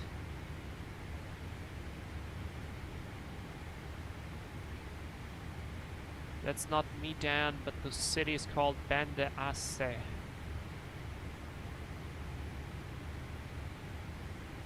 Yeah, that's northern Sumatra. No, never mind, that's Indonesia. Where is the borderline here? Maps are not really depicting the borderline, or perhaps that's an independent city? I'm not sure. Just a bit of turbulence, but we're fine. Okay, let's keep on reading. So, runway holding positions. When taxiing on a maneuvering area at a controlled aerodrome, you must stop and hold at all runway holding positions unless an explicit clearance to enter across the runway has been issued by the aerodrome control tower. Very good, and guys, remember there are two different holding positions. There is a Type A and then a Type B, or Cat A, Cat B, I can't remember exactly, but one is the normal holding position and the other one is for when you have low visibility procedures in place, because you have a longer ILS sensitive area, or you take it more into account. Stop bars. When taxiing, you must also stop and hold at all lighted stop bars. This is very important. I actually had this on the MCC. They gave us the clearance to line up, but then they didn't switch off the stop bar, so it was all red. It was like a line in front of you, like a holding line. It was all full red, and they said even if the ATC tells you to go, until the lights are off, never go. And just ask them again, confirm clear to line up or whatever, because the lights are still on. So yeah, a stop bar shows red only. The lights are switched off when you are clear to proceed. Okay, let's see. General movement of people and vehicles at aerodromes. The aerodrome control tower controls the movement of people and vehicles, including towed aircraft, on the maneuvering area using clearances and authorizations. The purpose is to guard against unnecessary hazard to people and vehicles and to protect aircraft landing, taxiing, or taking off. Oh, and there we go, low visibility procedures in force. Conditions of poor visibility controlled aerodromes enforce low visibility procedures, LVP. In such conditions, the number of people and vehicles on the maneuvering area is restricted to the essential minimum. When LVPs are in force, it is important to protect a wider volume of airspace around the instrument landing system, because essentially any airplane, vehicle, or whatnot that's going to be in the ILS sensitive area could distort the signal and could jeopardize the safety of an approaching airplane. And I really don't like the way this is looking ahead of us, because we are we can kind of have an opening there though. I can see the clouds. We could pass right here, I'm pretty sure, but let's wait and see, because we could pass here, but then I see a lot of red, so let's keep ahead right now. Okay, so when LVPs are in force, it is important to protect. Okay, yeah, I read this. This is known as the ILS sensitive area. To prevent the possibility of interference with the ILS signals, aircraft and vehicles are kept clear of the ILS sensitive area when other aircraft are making an approach to land. And by the way, guys, I am 1000% sure you in the simulator saw this area, because it is depicted by an alternated green and yellow light on the taxiway. So every time, next time, actually today, when we vacate the runway, we will pay attention. You guys will see the taxi line will turn alternating yellow and green instead of just green. That is the ILS sensitive area.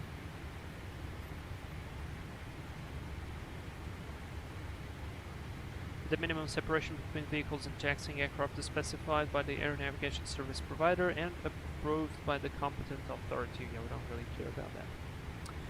Emergency and other vehicles.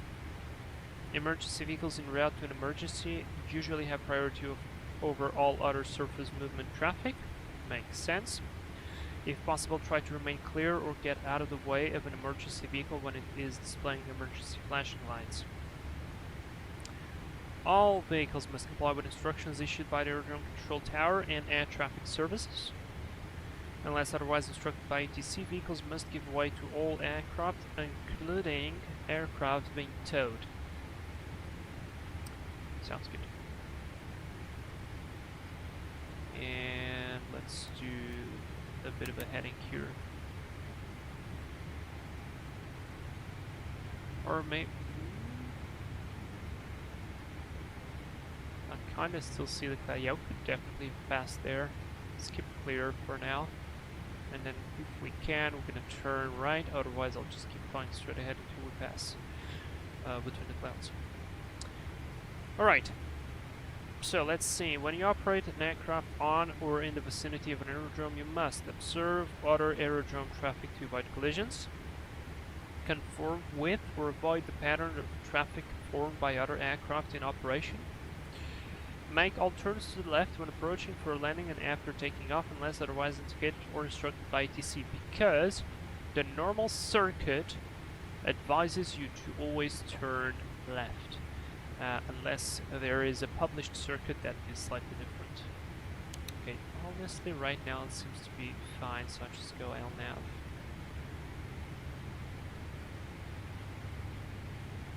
I'm kinda dissipated. I don't really understand. Lights to be displayed, and here we go. We already spoke about navigation lights, but let's talk about them. Aircraft in flight. Unless you would be subjected to harmful dazzle or their use would otherwise degrade your performance. So what does this mean? Let's say the strobes are flashing lights, right? If you are inside of a cloud, fog or whatever, and the flashing of those lights is really distracting, you can't switch them off because they are directly affecting you, and honestly at that point they're not really helping you out too much. So just redirect. So anti-collision lights both day and night to attract attention to the aircraft, that's the strobes. Navigation lights to indicate the aircraft's relative path. Other lights must not be displayed. They could be mistaken for these lights. Navigation lights must be displayed when flying at night. And the balloons must display positioning lights. So now there is an indication. So navigation light, the red and the green, need to be both showing 110 degrees from the very front of the airplane, 100 degrees towards the back, and the back navigation light should display, and now I see the cloud, god damn it. What is this weather, man? I don't like this. Like, this is stupid, come on. There we go. That's better. And yeah, the back one should be opened by 140 degrees, so 70 degrees on both sides. On the ground, movement areas at night. All moving aircraft must display navigation lights. Unless stationary and otherwise adequately illuminated, all aircraft on the movement area of an aerodrome at night must display lights indicating the extremities of their structure. So that would be nav lights again. And display lights intended to attract attention when taxiing or being towed. Perhaps like navigation, logo lights or wing lights or whatnot. By day and night, all aircraft on the movement area must display lights to indicate that their engines are running both day and night. That would be the beacon. And navigation lights. From sunset to sunrise, navigation lights must be displayed by aircraft as follows. 110 from the port and starboard, 140 for the rear lights. Yeah, that's about it.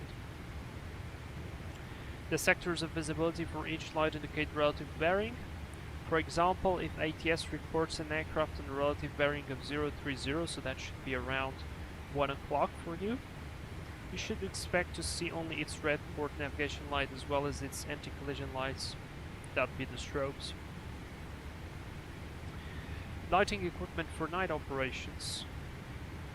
For airplanes operated at night, the following must be fitted. All equipment to meet the lighting requirements in flight and on the movement area. 2 landing lights or a single landing light with 2 separately energized filaments, so if one breaks you still have the other one. Illumination for all essential flight deck instruments and equipment. Lights in all passenger compartments.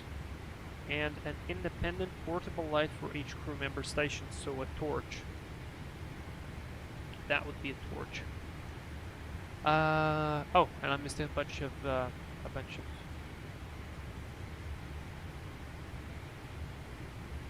Vlad is getting questions about Concorde 2F154. No. If that happens, my boy is done.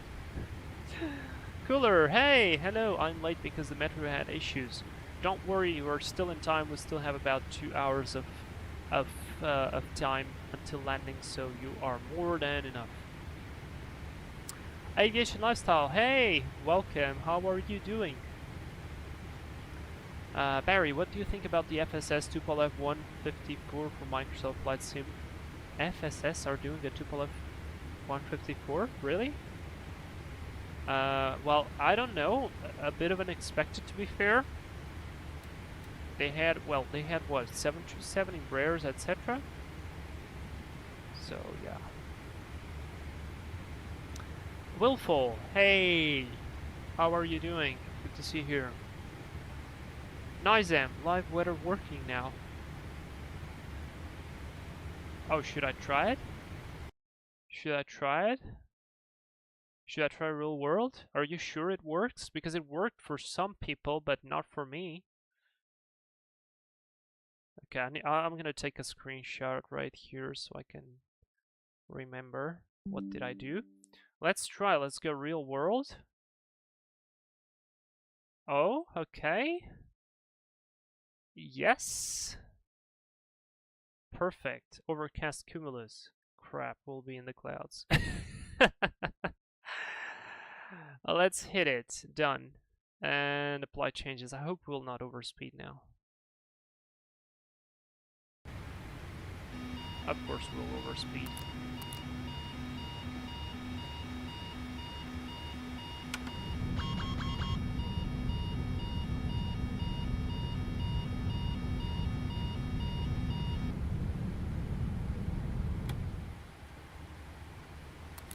Okay. Back at it. That's good. Yay. We have a tailwind now, though. A headwind, I mean. That's not very cool, though. I was enjoying the 95 knot tailwind we had. I was definitely enjoying that. Well, we still flew an hour with it, so let's see. Progress page. We're expecting to be at 2046. 2046 is exactly 2 hours. You know what? I'll cheat on this, guys. I will cheat on this just because it's a long flight. Let me do manual here. I use the IFR or the marginal one. I had overcast cumulus with this weather. Then here I had CBs and I put it like this. I'm actually going to leave it like that. I'm going to go few. Considerable variation. We'll leave it at 23,000. And then I deleted this one. I had this one with like, it was 220 with 5 knots and gusting, and this one was 90 knots and it was pointing. What was the direction? It was about this, right? Yeah, it was about there. So let's do done, apply, and off we go again. Yeah, I'm gonna keep going with this, and then we might change the weather once we get closer to the destination. It's gonna save us a little bit of time, because it's literally gonna cost us 180 miles, and that's some time. That's about 30 minutes. All right, let's keep reading. Let's keep reading. 2 hours. Yeah. Yukitinun is gonna kill me. Anyway, 2 hours of fun. Vlad, you can't run from the 2.154 anymore. It chases you. I can, don't worry. I'll hide really well. Anyway, let's continue reading. So, light signals. Light signals are used when it is impossible or impractical to communicate by radio, perhaps because of a radio failure. You must comply with and respond to visual signals when you see them. The signals must only be used for the purposes described. No other signal should be used if it's likely to be confused with the standard approved signals. And there's also warning signals from the ground. By day or night, a series of red and green projectiles from the ground at 10 seconds intervals indicates that an aircraft is flying into or entering a restricted, prohibited, or danger area, or that the aerodrome is insecure. So, let's read the table of signals. And this is usually done with a special torch that the ATC has, and they literally turn it on and point towards you, so you should be able to see the green or the red signal. There's also a flashing white one. So let's have a read. So if it's a steady green and you are flying, it means clear to land. If it's a steady green on the ground, it means clear for takeoff. Relatively simple. If it's steady red, basically very much like in the car. If you are in the air, do not land. Continue circling. If you are on the ground, it means stop. Flashing green means return to landing. If you are on the air, and if you are on the ground, it means clear to taxi. Kind of makes sense. If it's flashing red, means aerodrome is unsafe, don't land. And if it's on the ground, means move clear of the landing area. Perhaps there's another airplane coming on, or means come back. If it's flashing white, you're flying, means land and proceed to apron. If it's on the ground, means return to starting point on the aerodrome. Seems good. If it's a red pyrotechnic, do not land. Overrides all previous instructions. And how do you acknowledge all of these messages if you're flying and you don't have communications? An airborne aircraft should acknowledge by rocking its wings, but not on base leg or finals, of course, because you can unstabilize the approach. If it's at night, you can flash the landing or navigation lights twice. And if it's on the ground, during daylight, you move the ailerons or the rudder because it can't be seen. And if it's at night, you can flash landing light or navigation lights twice. Again. Okay, now, minimum heights. Except for takeoff or landing, you must not fly over the congested areas of cities, towns, and settlements, or over open-air assemblies unless you're sufficiently high to be able to make an emergency landing without causing undue hazard to people or property on the surface. That makes sense, right? So basically you cannot fly low over cities just because you want, unless there is a specified route, procedure, or you are effectively doing an approach or landing. Let me just check something real quick here. So the time now, it still says 2046, perhaps because I didn't load any approach into this. Let me go very quickly and load any approach. Let's check the weather. Wind now in Colombo is 2305 knots. Good visibility, broken 1600, QNH 1010. Seems good, and because the wind was 230, the preferred runway is going to be definitely 220. So let's see, star. We're flying from Bevet, and there is an approach called Dudal 1 Alpha RNAV arrival. This is the one I'm going to be taking. And in terms of approach, we will be doing ILS Zulu, because we start from Kupog. Alright, let's load that in the box. It's your arrival, ILS 22 Zulu, and this is Dudal 1 Alpha from Kupog. Execute. Legs, let's confirm. Plan mode. 2 bit of range.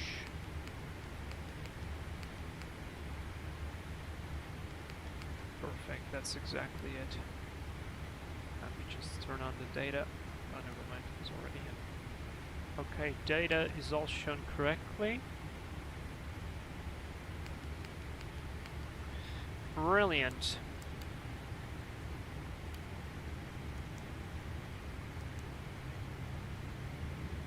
Very brilliant. So let me see now. Progress page 2103.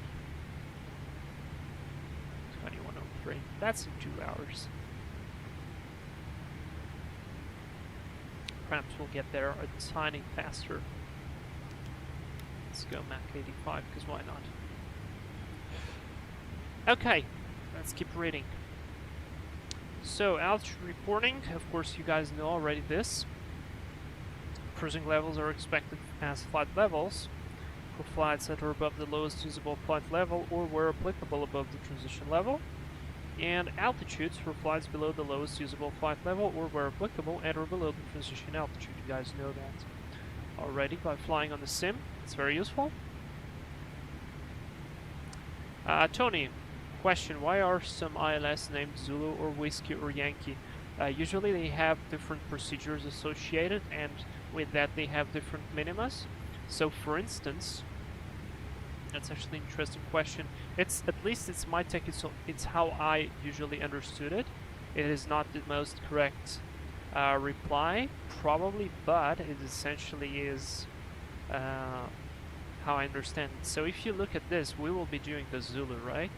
And the Zulu, the ILS Zulu, it requires RNAV 1, because all the waypoints right here, the Kupog, the Kadir, the Iconis, Sumax, etc., and even the missed approach gradient, or the missed approach procedure, goes to Pascu, which is a GPS waypoint. So this approach towards the ILS is based on GPS. If you go onto the ILS Yankee, as you can see, this one, you have a VOR DME arc, and all the points that are here, including the missed approach, are based on conventional navigation. So this is for non-RNAV equipped airplanes, for instance. And usually it's like that. It's to mitigate whether you have GPS equipment or you don't have GPS equipment, or you may have GPS equipment but its performance or its precision is not enough to do this approach. So you could have a GPS equipment, let's say you could have what is it, LTN 92, I think that is that I think that's a GPS, like one of the very basic GPS that you have on the 747-200, or you have a basic Garmin unit like a 430. I'm not sure that one can do RNAV 1. Maybe it can, but let's assume it doesn't, or you have some downgraded situation. You will not be able to do the ILS Zulu, but you will be able to do the ILS Yankee. Okay, and that's kind of like the difference, the way I see it. Okay, for us today, we could have done both, but doing the GPS is simply more effective because it's already planned, it's already linked to the RNAV arrival. It has all the waypoints, and we can just go for it instead of just jumping on the arc, doing the arc, and then doing the missed approach, which is not as coded as on this side. Usually, if you compare the two, they are like that. Sometimes, rarely, they can have different minimas, but usually it's because of the procedure. As you can see, for instance, here it's exactly the same thing. You have the Zulu for GPS, all the GPS coordinates with the GPS waypoint for the missed approach, and then the VOR. You can either do a straight in, or actually you don't even have a straight in here. You have to go and start the ILS approach from the VOR, fly the base leg, turn inbound, intercept the ILS, and go for it. Sync crash fire, I always thought it was related to the size of airplanes.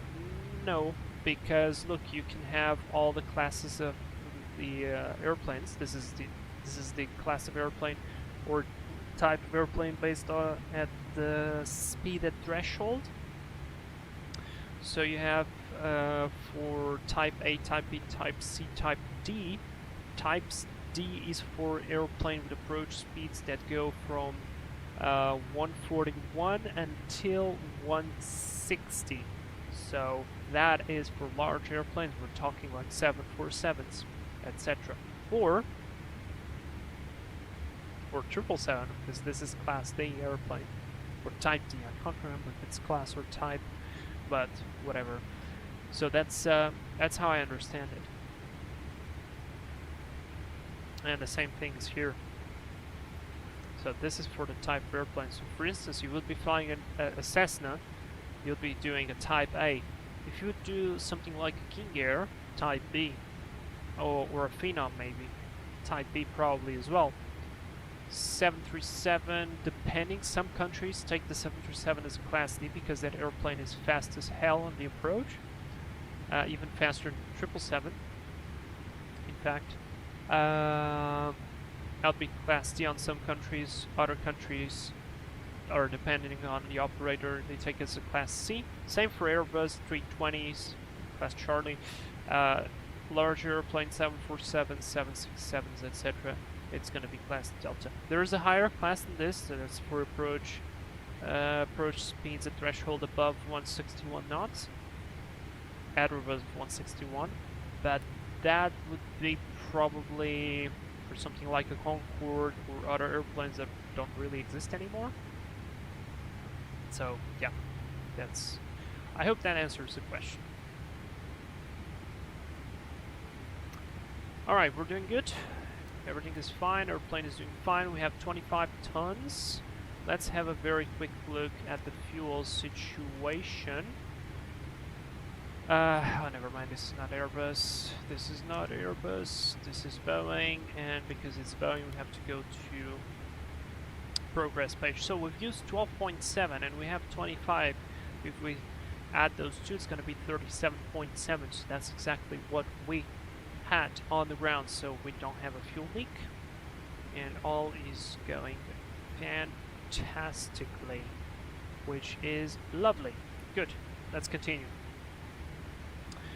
Okay, so simulated flight. Regarding simulated flight, you may only fully understand simulated instrument flight conditions if fully functioning dual controls are installed and a qualified pilot acts as a safety pilot. This is very important for instructions. So you wanna have some instrument instruction. That's what the airplane have to have. Also, the safety pilot must hold a suitable license to act as a pilot in command, be able to take control at any time, and have adequate forward and sideways vision. If this is not possible, communication must be established with a competent observer having adequate visibility. Nice. Purpose of a flight plan. Flight plan provide air traffic services with information about an intended flight or portion of a flight. Why they say portion of a flight? Because you usually, if you are in uncontrolled airspace or you are doing a VFR flight, you may not be required to put all the information in the flight plan. So like the entire route, because some of the waypoints that you use may be visual references that are not available to the ATC. So you telling them that your next waypoint is going to be this village or that village in the flight plan may be impossible. Not totally impossible, but complicated.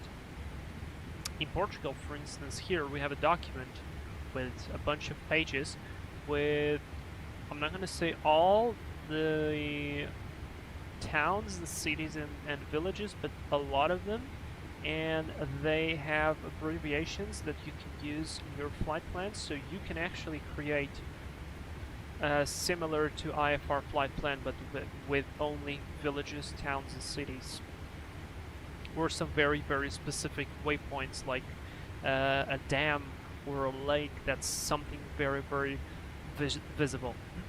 So yeah. Submission of the flight plan. Now this one is important. There's a lot of questions about this. So a flight plan must be filed for any flight or portion which is to be provided with air traffic control service, which means a controlled flight, controlled airspace. Any IFR flight within advisory airspace. So even if you are in uncontrolled airspace, but you are an IFR flight, you will have to submit a flight plan regardless. Any flight within or into areas or along routes supported with a flight information or alerting service. Any flight within or into areas or along routes designated by the competent authority to facilitate coordination with appropriate military units or with air traffic services units in adjacent states in order to avoid the possible need for interception for the purpose of identification. So maybe you don't know, but in a lot of places the air traffic service information or control can be provided by the military. And for instance, us in Portugal, when flying in uncontrolled airspace, we have what's called flight information, specifically Lisbon information, and they are military. So sometimes you can hear people calling them Lisbon military rather than Lisbon information. So those guys are in the military and they give information regarding all the traffic.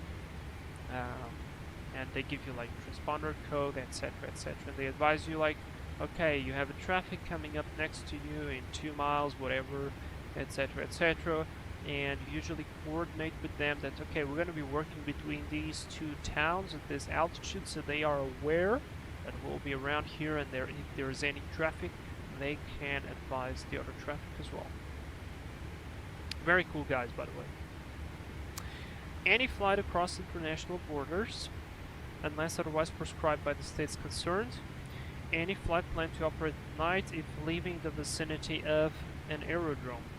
The flight plan is also very useful because if something goes wrong and you have to land in the middle of the field, considering you're flying a small plane and you can land in the middle of the field, I mean, that's where all airlines A320 landed on the field, so maybe not only small airplane, but anyway, if you have a flight plan and something happened, they know what was your route, so they know where they can start looking for you.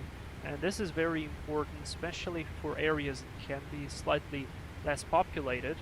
And yeah, if there's somebody injured, that could make a very, very significant difference.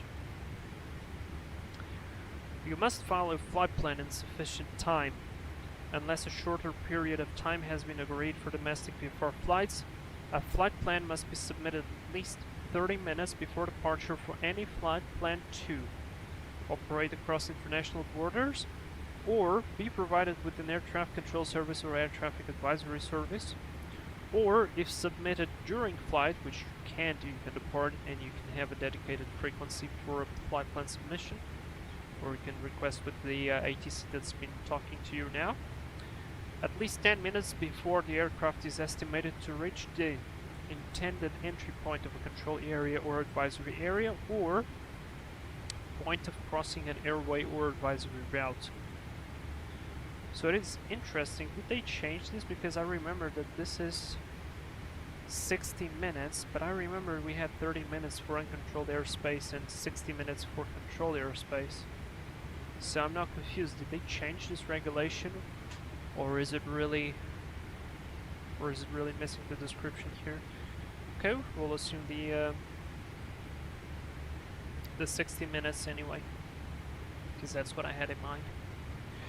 Now, inadvertent changes. So this is what happens if you have any changes from the initial flight plan. Act to correct unintended deviation from a flight plan or warn the ATS, so air traffic service. Deviation from track, adjust heading to regain track as soon as practicable. Variation of true airspeed. You have to inform if your average variation of your true airspeed at cruising level between reporting points is varying or is expected to vary by plus or minus 5% for the one that you gave in the flight plan. So I'm not sure if me accelerating from Mach 0.81 to Mach 0.85 will make a 5% difference in through airspeed, but we would probably still give a call to the ATC and say like, hey, okay, we're gonna fly Mach 0.85 for the rest of the flight. Change in time estimate. If you time estimate for the next reporting point, FIR boundary. So what is the FIR? Flight information region. So it's like, imagine it as a large area that a certain country controls, but it is not exactly controlled airspace. It's uncontrolled airspace, but it's part of a certain country. So imagine like over the Atlantic, for instance, you have a very large airspace that's low level, that's uncontrolled, that's still part of a country. That's called the FIR. And when ADS Charlie agreement is in place, so when you have transponder, the air traffic service unit is informed automatically via data link whenever changes occur beyond the threshold value stipulated in the transponder contract. So because they can actually see on the screen that you are accelerating or you're doing whatever. So yeah. Steven, new subscriber as an MSFS 2024 only. Is that a real working weather radar I'm seeing here? Steven, thank you very much for subscribing. Welcome to the channel. Glad to see you here. And yes, this is a working weather radar with tilt, gain, and so on. In fact, I can show you this if I zoom in slightly. Let it read out. And if I go here, right now it's in auto, but if I adjust the tilt, or perhaps I need to switch it on, I'm not sure how to do it. If I press auto, yeah, I'm not familiar with this weather radar. Wait, do I need to press on it? That's the gain, but it's not making any difference. I need to find a way to...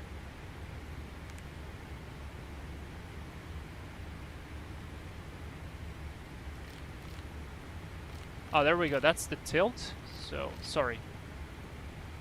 I was doing the gain. What the hell? Or never mind. I was doing it for the first officer. I'm just dumb. Never mind. So yeah, see, I tilted it down too much. So now we're getting the ground clutter. So it means we are getting a return from the ground and somebody's smoking. Oh, Jesus Christ. I hate the smell. Ugh, I had the window open.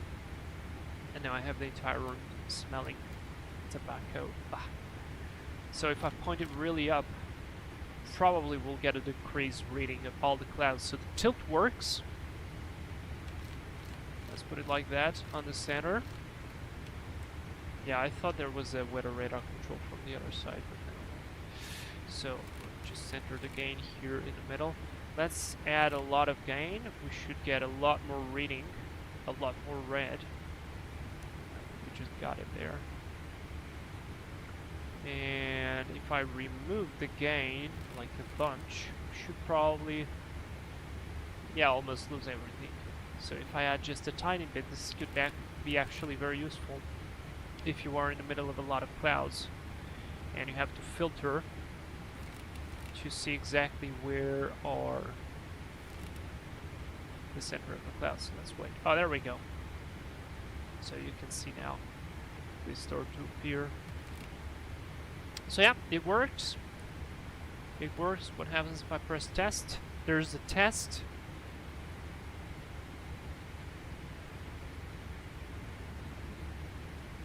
And it should just clear out. Or maybe not. Maybe if I click auto. It's still testing. Or do I have to oh, I have to depress it. There we go. And yes, this is a pressable button.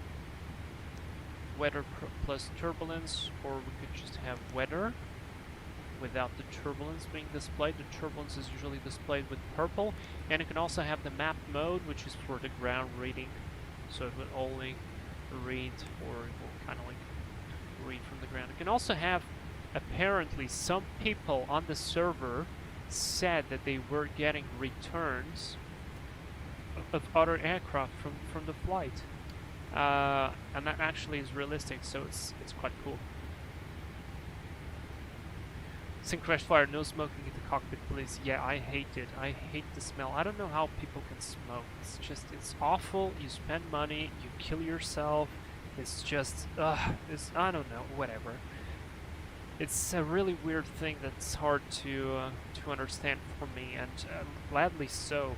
Gladly so. And same for alcohol. I don't understand how people can. I'm not against alcohol. I'm not against like drinking a little bit. I don't drink at all, completely zero. I don't remember the last time I drank like any alcoholic drink. It was probably way more than 5 years ago.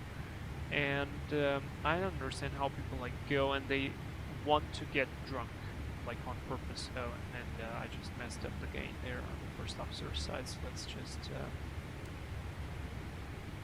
okay, never mind. This one is for me and this one is for the first officer. So weather and turbulence, tilt is 0, gain is neutral. And what the hell happened there? What did I break? Oh yeah, the tilt, no, the tilt is on 0, that's correct. 1 above, -3 above.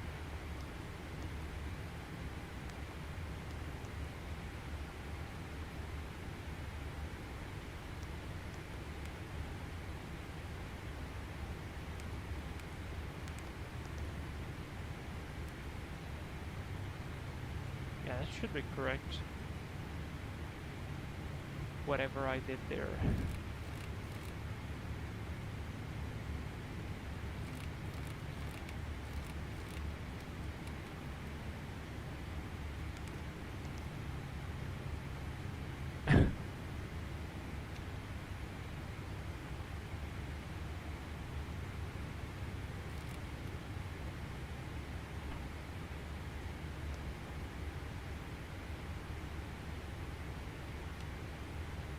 Alright, 0, let's put it back to auto, -3, and this one keeps on +1A, +1 above. What is going on? Oh, ground clutter. Never mind, that was the button. Done. Good. Stephen, thanks for showing it. Not sure why my comment disappeared. Lol, is that most excellent aircraft weather radar? Yeah, right now, basically, even the default airplanes, if they have like a weather radar unit, and they created a weather radar unit for default airplanes, you can have it. You can have it as a separated unit. You can have it in your Garmin G1000 if your airplane is equipped with a weather radar.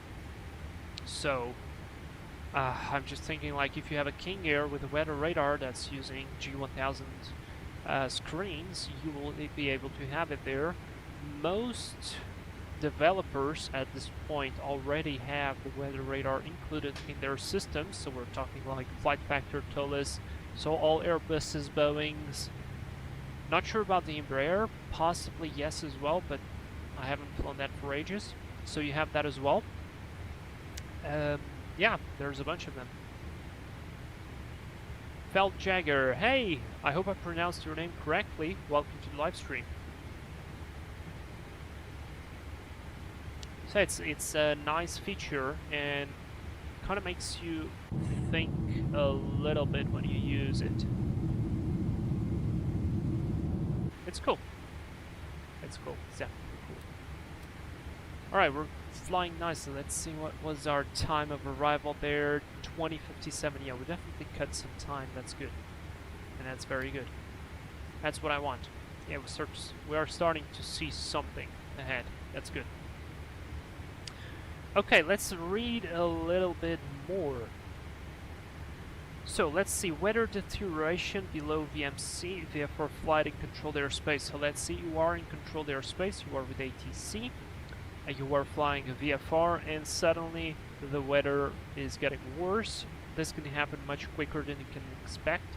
And to be honest, guys, I always thought to myself, like, there is no way that you can get yourself into bad weather like clouds or whatever when you're flying VFR, because of course you would be completely sure that that would not happen. Things are very, very different, and it happened to me a couple of times during my training where the weather was changing very fast, and because you are also moving very fast, it is really, really quickly. You might be just thinking, okay, what I'm gonna do, and you are already too close to enter, and if you enter, that could be dangerous. Or what happened to me once was that there was a kind of like, it was a weird day, because on the ground, and I have video of it, on the ground it looked completely like a blue sky, or almost like a bluish sky, some minor clouds, and around the field was pretty much okay, but so you could do like traffic pattern work, but if you would go further away from the field, it was a little bit worse.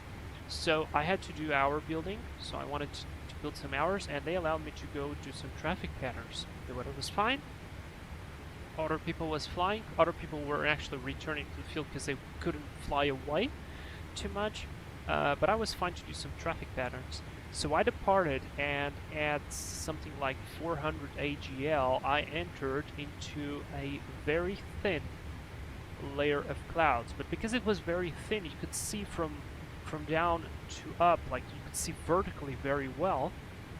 But if you would be progressing, if you would be looking forward, it would be completely impossible to see anything on it, because it was, I don't know if you guys can understand, but it's like, imagine a thin layer, right? If you look directly down on it, you can see the ground, but if you are close to it and you look forward, the layer appears to be much thicker, and essentially you have no forward visibility at all. And that's exactly what happened. I didn't even pull the flaps out on the initial climb out, and it felt like somebody put a blanket on my windscreen, and it was really like, oh, whoa, that happened so quick, it's so unexpected. And I literally have the video of that takeoff from the ground, and you can see it's like blue skies, some clouds, but nothing significant. And I took off, and when I took off, I got that. I thought to myself, okay, this is like in the sim, just fly the instruments. So I flew the instruments, I accelerated, cleaned up the airplane. I started doing a right-hand turn at 500, still in the clouds, to join the downwind lag. So that's like the parallel to the runway. Got out of the clouds, and the view was exactly as those views that you see when it's fog. You know, if you saw some videos of the fog, it looks like a sea of clouds. It's beautiful, but you see absolutely nothing ahead of you. But if you look down directly, you can see the ground, especially because there will be some bigger openings. And so I looked down and I saw the runway, and I saw, okay, I'm parallel, so I have to get down, because if this gets worse, I didn't even climb to circuit altitude, and I'm above the cloud layer. So as soon as I saw an opening, I said to ATC, like, I'm gonna do a low-level circuit non-standard. He went like, that's fine to me. So I dropped down, I went through that hole, saw the ground again, I went below the ceiling. I was like, I think I was like at 400 AGL, that was really low. And then I turned to final and landed. Man, that was the 5 minutes flight. And to this day I'm thinking, did I do the right thing? Did I not do the right thing? Because the weather eventually, it got a little bit worse, and it stayed worse for about an hour or so, and then it cleared out and went fine. And I had a colleague who flew after me, and he was able to fly just fine. But yeah, to this day I think, like, should I have waited there? But my concern was that you are on a single engine. If that thing fails, or just like my instructors say, if you are single engine, it means you are flying in an emergency. So any single airplane, you are by default flying in an emergency situation. And my concern was like, okay, if this thing fails for me right now, I might not be able to see any place to land, because I was not worried that I'll be landing on a field. That Cessna 152, it can just land anywhere.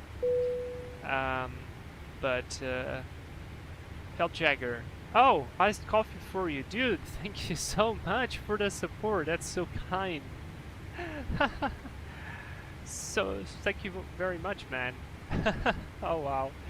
I'll drink it. We have our EVA Air coffee right here. I'm gonna grab it. Thank you so much, dude.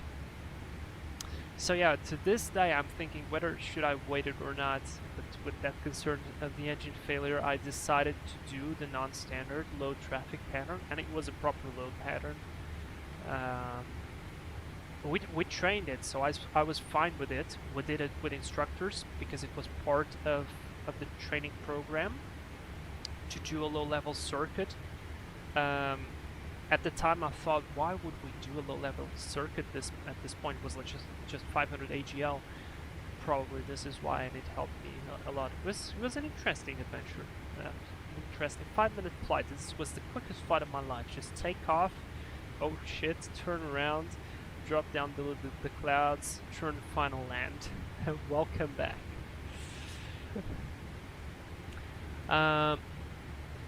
Phil Jagger, I just wanted to take a moment to drop you a massive thank you for your streams. Your X-Plane 12 content is on another level. The variety of aircraft you fly is incredible, but what really sets you up is the extraordinary. What sets you apart is the extraordinary quality and effort you put into every single broadcast. Your attention to detail, knowledge, and presentation make each stream a masterclass and a joy to watch. Thank you for all the hard work you put into this channel. It really shows and it's deeply appreciated. Keep up the amazing work. Man, holy cow, that is... I don't know what to say, man. That is... wow.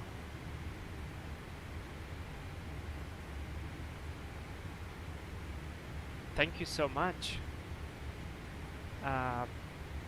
You know, people say this is exactly the reason why I try to do the things I do.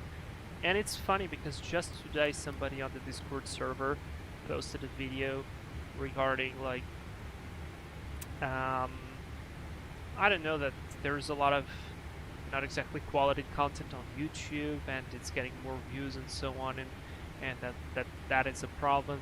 And I said to him, like, if you do a good content and you like it, you'll get the views and so on. And I do it because I like, and I do it because I believe what I do is gonna help people. So your words just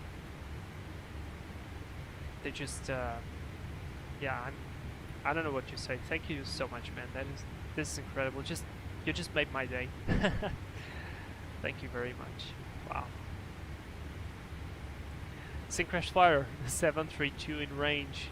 Not sure, man, not sure, because as I told you, I'm gonna get billed for Navigraph this month, or like at the beginning of the next month, and that's where my earnings from YouTube will go, which by the way I have not yet received, because it's gonna probably happen at the end of this month or at the end of the next month. I'm not sure if that's changed or not, but whatever.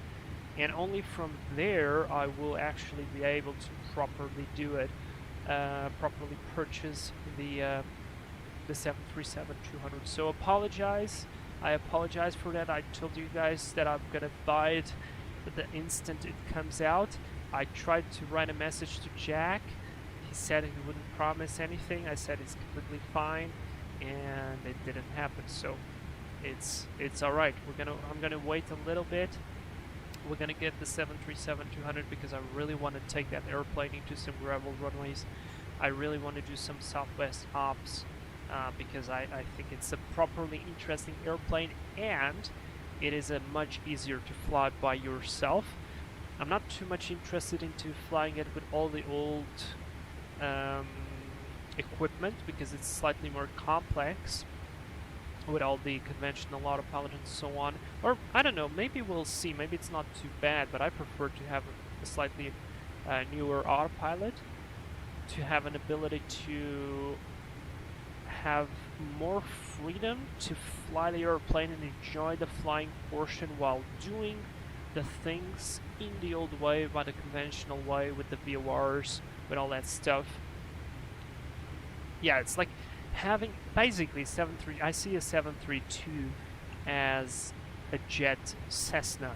So the things you can do in the Cessna, I mean, you can to a certain point do in an Airbus A320 or on the 737, but the instrumentation is newer, the cockpit layout is much newer, and of course it simplifies a lot of things. Yes, you can skip the box. Oh, in fact, you know what? We should do a video flying the 320 without any MCDU, like completely zero flight plan, just basic weight inputs, and or maybe not even that, and just go with it. That would be probably very cool.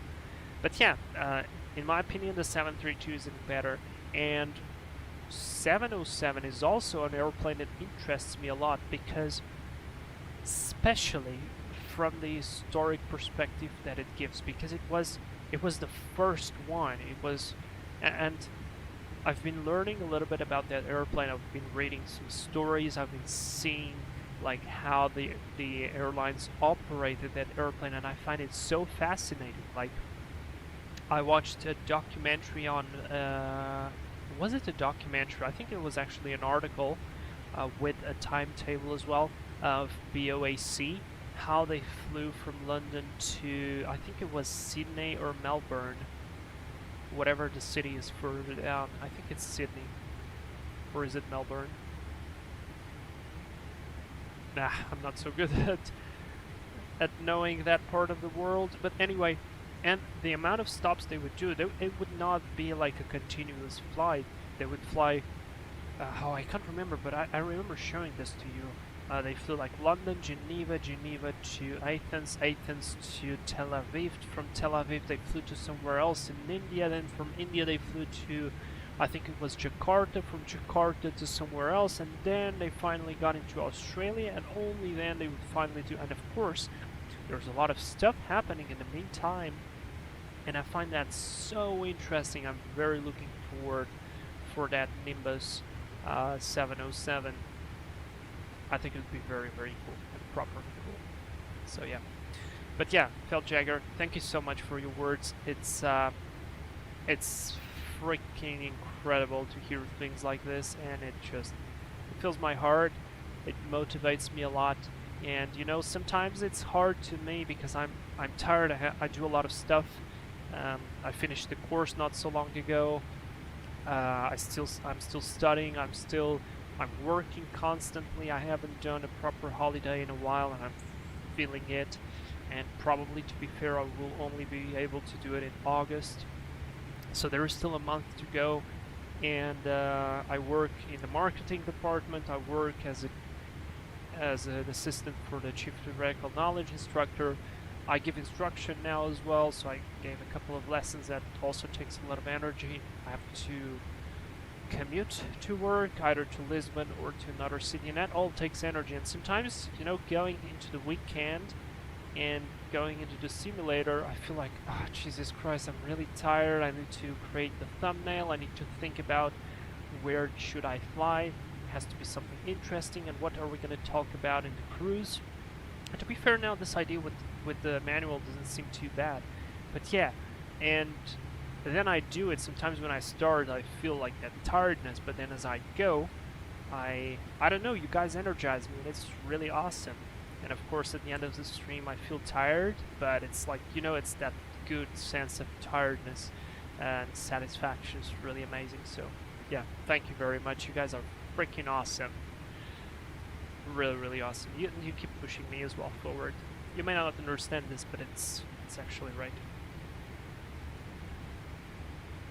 Synchronous Fire, take your time, man. We already have a big fleet.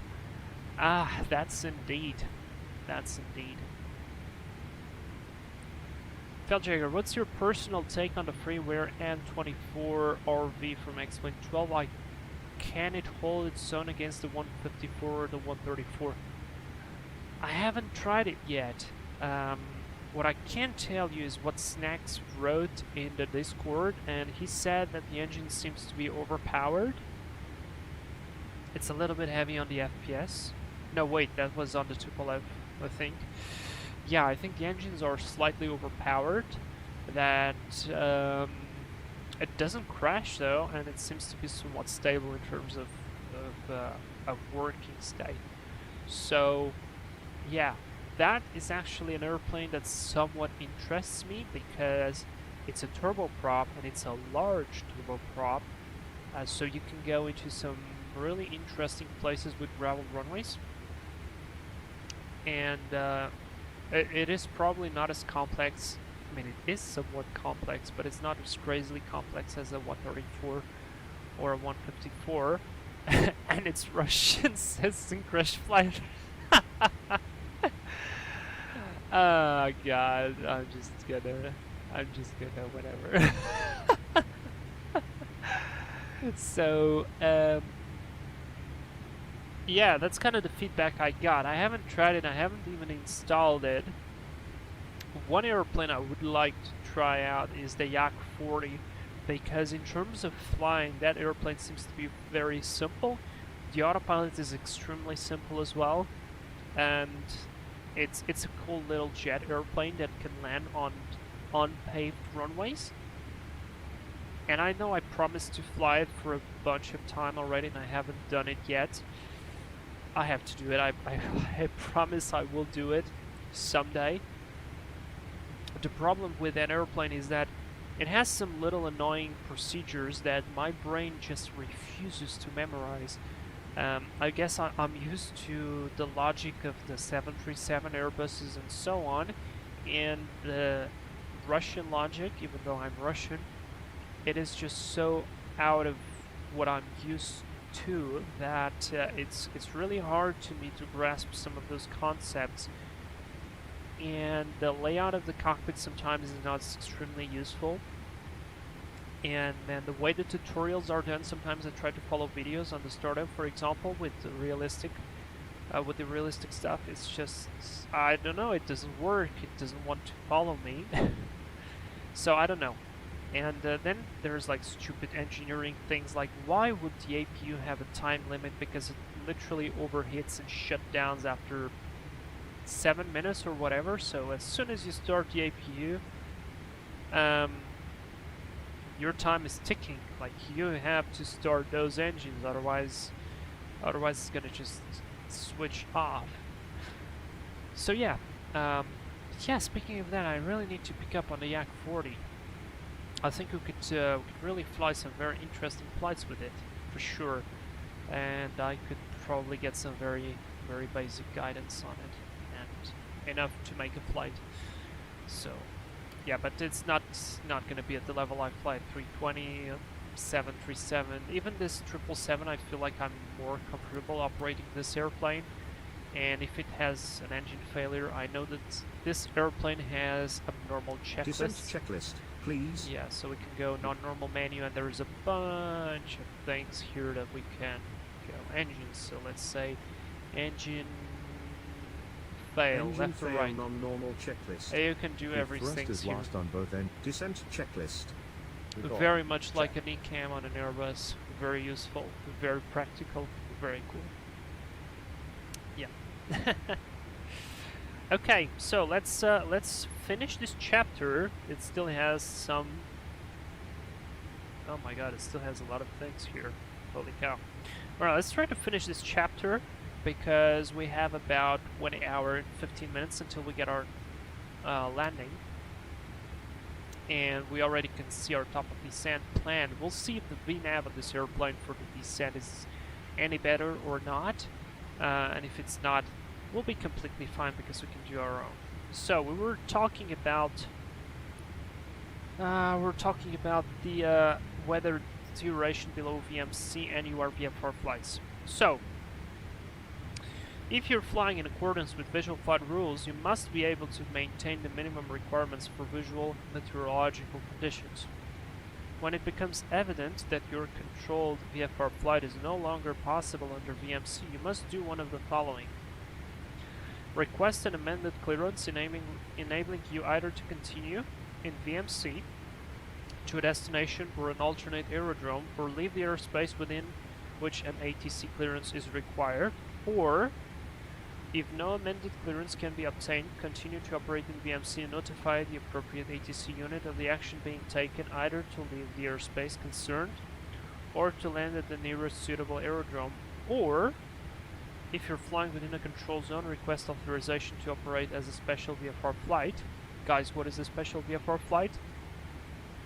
If the ceiling is below 1,500, or sorry, if the ceiling is at 1,500, visibility is 5 kilometers. No.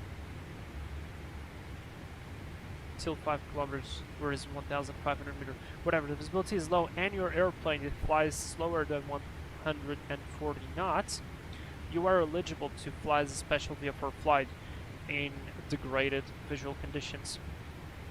So essentially, as you fly slow, you are still slow enough to see other airplane and avoid a collision, and that's why is it.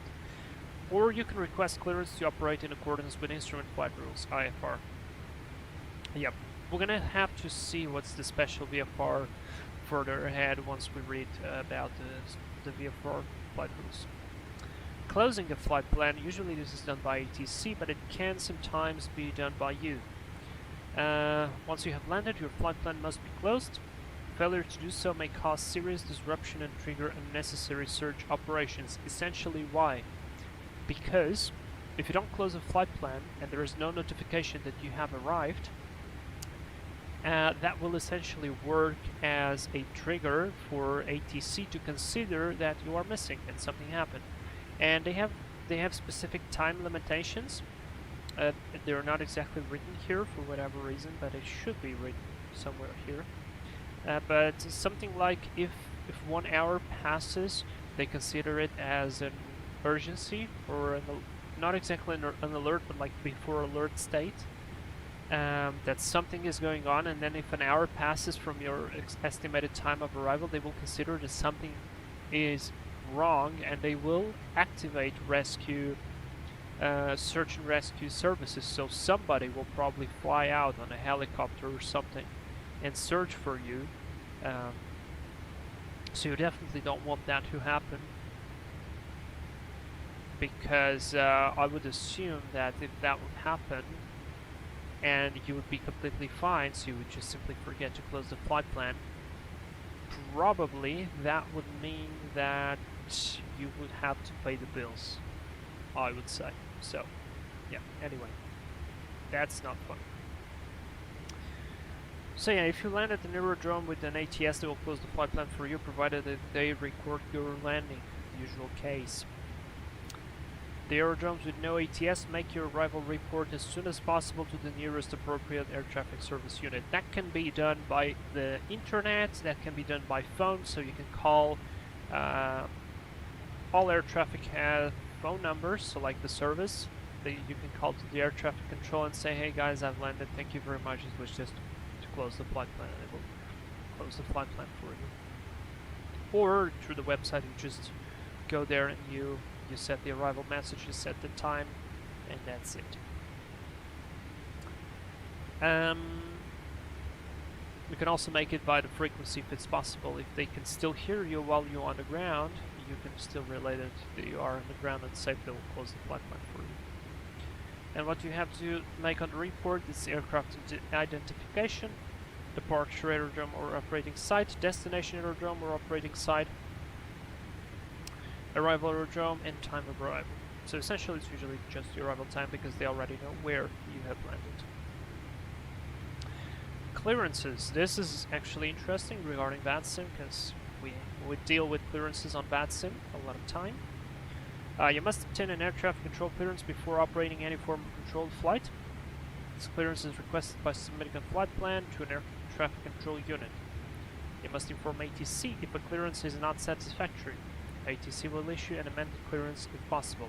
So, for example, you are on an airport, and this will happen to us 1000% sure, and already actually happened when we fly something like a B720 or a 737-200 or a 747-200, which has no GPS. Many times in VATSIM, you request for IFR clearance, and the controller will give you an SID, so a standard instrument departure, that's based on GPS waypoints, and of course your airplane does not have GPS, so you are unable to comply with that clearance, and you will have to tell ATC and say, hey guys, check our equipment, we're not RNAV equipped, request conventional departure if the airport has it, or they'll have to vector you out towards a VR station or something, or to a point at which you can already proceed en route on your own. At controlled aerodromes, a clearance is required before starting taxi on the maneuvering area. In-flight clearances are requested and given either by voice or by data link. So yeah, you can have a clearance to climb, descend, or proceed direct to a certain waypoint by data link. This happens in real life, and it's very useful because it essentially removes a lot of the radio noise. So you can be in a cruise state. It's not urgent for you to climb or to proceed direct to a certain point. This way the ATC sends you a message via data link, and instead of everybody talking about this on the radio, just a silent message comes out to you, you acknowledge the message, you execute the direct, and you continue. Position reports. A controlled flight must report the time and level of passing each compulsory reporting point, together with any other required information. In the absence of designated reporting points, position reports are made at prescribed intervals or as directed by the Air Traffic Service Unit. Data link equipped aircraft giving their position using automatic dependent surveillance, ADS, data links, ADS-B or ADS-C usually only need to provide voice position reports when requested. Some controlled flights are exempt from the requirement to report at compulsory reporting points. Communications failure. Well, of course you have to maintain, or you must maintain, a continuous air-to-ground voice communication watch with the appropriate ATC unit, even if controller pilot data link communications, so you are using CPDLC, have been established. If two-way communication is lost, the ATSU must take action to find out if the aircraft is able to receive transmissions. This may be done by requesting the aircraft to execute a specific maneuver which can be observed on radar. So let's say that you can hear them, but they cannot hear you, so they can still tell you what to do. And let's say they say for identification, turn left heading, for us right here 270, and you would be turning 270, and then they'd say for identification, turn right heading 290, and if you would do 290, they would know that you are able to follow instructions. That would simplify things very much. Alternatively, the aircraft may be requested to transmit, if possible, some other signal to indicate acknowledgement. Squawk code, for example.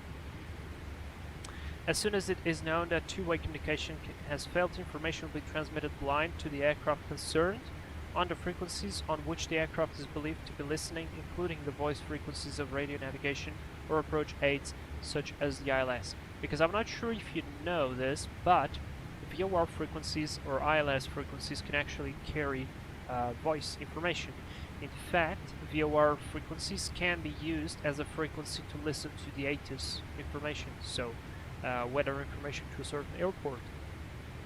So they can do that as well. And this applies to pilots, to us as well. We would be starting to transmit blind. Anyway, we would be saying to the frequency, for example today, EVA 531 Heavy transmitting blind, flight level 320, inbound Tabit, we're descending to flight level 250 in 10 miles, whatever, something like this. Or in 1 minute, probably this would be more applicable. Communications failure in VMC. So, if you are flying VFR or in visual conditions, in VMC, if an aircraft fails to indicate that it can receive and acknowledge transmissions, ATC maintains separation based on the assumption that lost comms aircraft will remain VMC. If you are experiencing communications failure in VMC, whether flying VFR or IFR, and you are able to maintain VMC, you must continue the flight in VMC, land at the nearest suitable aerodrome, and report your arrival to the appropriate air traffic service unit as soon as possible after landing. Also, do not forget to squawk 7600, because that's the squawk for communication failure. Feldjagger, yeah, the Yak 40 is definitely very interesting too. I need to take a closer look at it, thanks. Yeah, the Yak 40 seems to be cool. It has a few bugs, and the problem that those bugs can crash your sim. That's the annoying part, but it's a cool airplane. It's a cool airplane. We have to fly it. It's really nice to hand fly. It's very, very stable. Very stable, crazily stable. Tony, lovely weather ahead. Yeah, luckily it seems to be dissipating by the time we're approaching it, so far so good. Seems like we are a bit ahead of it as well, above it, sorry.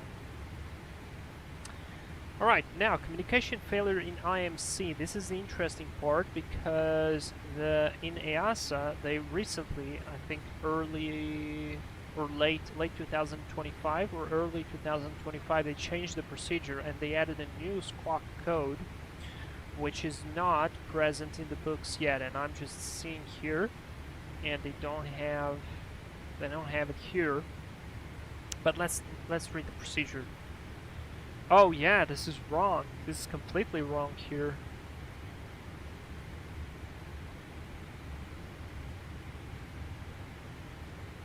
Oh god, this is wrong. Wait, I'm not gonna read this. I'm just gonna go to my ATPL compendium, which I did based on the EASA stuff. So let me go custom compendium by Vlad. This is me. Let me grab this and let's revise the procedure for lost comms. This is what I did, guys, by the way. I think some of you watched me doing partially this. It turned out pretty well, so let's find here. Operational topics, loss of communications, this is what I want. Why am I not able to press on it? I should have been able to press on it. Page 41, never mind.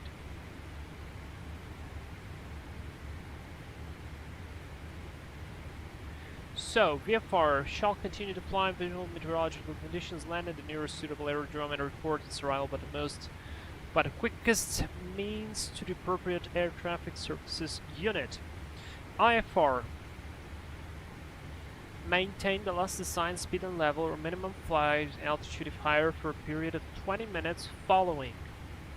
Aircraft's failure to make a required report. Time the transponder is set to 7600 and or the appropriate SSB emergency and urgency mode is transmitted, and thereafter adjust level and speed in accordance with the flight plan as amended by delay and modification messages to the flight plan. So, you keep whatever clearance ATC told you for 20 minutes, and then you basically continue on the route. When being vectored or having been directed by ATC to proceed offset using area navigation or nav with a specified limit, continue to that limit, then rejoin the last received and acknowledged route, taking into consideration the applicable minimum flight altitude, or without a specified limit, rejoin the last received and acknowledged route no later than the next significant point, taking into consideration the applicable minimum flight altitude. Proceed according to the last received and acknowledged route clearance to the appropriate designated navigation aid or fixed serving destination or drone, and when required to ensure compliance with point 4 below, hold over this fixed or aid or fix until commencement of descent. Commence descent from the navigation aid or fix specified in point 3 at or as close as possible to the expected approach time last received or acknowledged, or if no expected approach time has been received or acknowledged, at or as close as possible to the estimated time of arrival. Complete an instrument approach procedure as specified for the designated navigation aid or fix, and land if possible within 30 minutes after the estimated time of arrival specified in point 4, or the last acknowledged expected approach time, whichever is later. Additionally, an IFR flight following a standard instrument departure route or a standard instrument arrival route shall comply with the procedures for radio communication failure specified on the standard departure chart or standard arrival chart when provided. So of course, guys, on your charts you always have the messages there or the notes there that state, in case of comm failure, do this, this, and that. You have to follow that, of course, if you're following that procedure. This way the ATC knows exactly what happened. And if an IFR flight encounters visual meteorological conditions and the pilot in command decides to continue to fly in visual meteorological conditions, the pilot shall set mode alpha code 7601. This is the new transponder code, which means, yes, I'm IFR, but right now I am in visual conditions and I want to proceed visual, and then land at the nearest suitable aerodrome and report arrival by the most expeditious means to the appropriate air traffic service units. And this is where I got it here. And this ops group, by the way, a really nice website, has a lot of interesting stuff. If you are a real pilot, they have basically yeah, 14th of May 2025. They have like, they usually get all the important stuff for the for all the updates. This is really good. Okay, nice. So we revised that. I'm not going to read the rest of this from the book, because it's basically incorrect at this point. They don't even speak about it, and they still have the 7 minutes here, which was the old rules, so it's incorrect. I'm not going to talk about hijacking. Marshalling signals. I can't really show you this unless I find a picture online, but basically you have a bunch of identify gates, wing walker guide, move straight ahead, proceed to the next guy, turn left, turn right, normal stop, emergency stop, set the brakes, release the brakes, chocks inserted, chocks removed, start engines, cut engines, slow down engines on indicated side, go back, that's interesting, turn while backing, turns while backing, affirmative clear, hold position, stand by, dispatch aircraft, don't touch controls, connect ground power, disconnect ground power, negative, establish communication via interphone, open, close, stairs. Sounds good. Alright. And then there's a bunch of the emergency hand signals. There's a recommend evacuation, recommend stop, emergency contained, and then there is a signal for fire, which is kind of like one guy, he puts one hand up in the air and the other one is doing like a nate on the lower part of the waist. Good, we've read the chapter regarding the basic rules of the air. Now there is visual flight rules. So let's go to visual flight rules. Let me just check how far are we from our top of the sand. 165 miles. I will wait just a tiny bit. Just a tiny bit more. So, visual flight rules.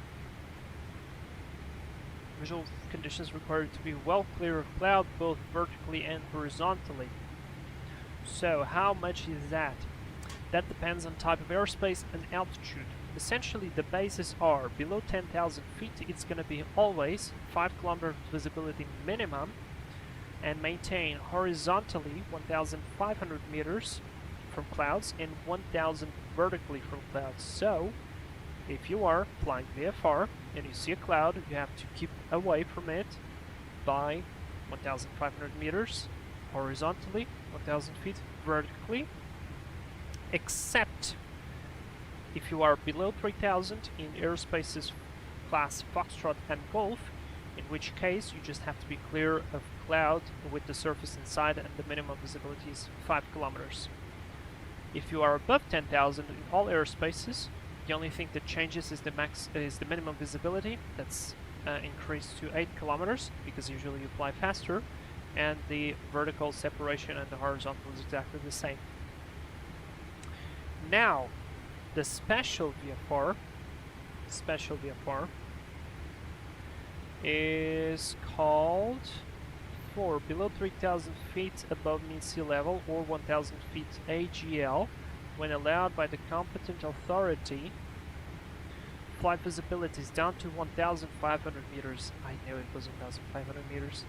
When operating below or at 140 knots to give adequate opportunity to avoid other traffic or obstacles, and helicopters may be permitted to operate down to 800 meters. Flight visibility maneuvered at speed that will give adequate opportunity to observe other traffic or any obstacles in time to avoid collision.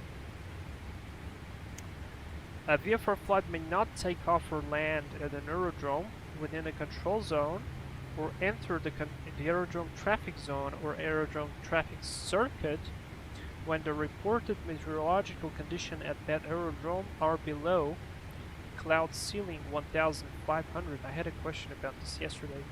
And ground visibility less than 5 kilometers. It is also important to understand that ceiling doesn't mean cloud base. You could have few clouds, and few clouds are not considered a ceiling. Ceiling is only when you have broken or overcast clouds. The only exception from this is when you receive a special VFR clearance from ATC. This is very useful. Oh, good.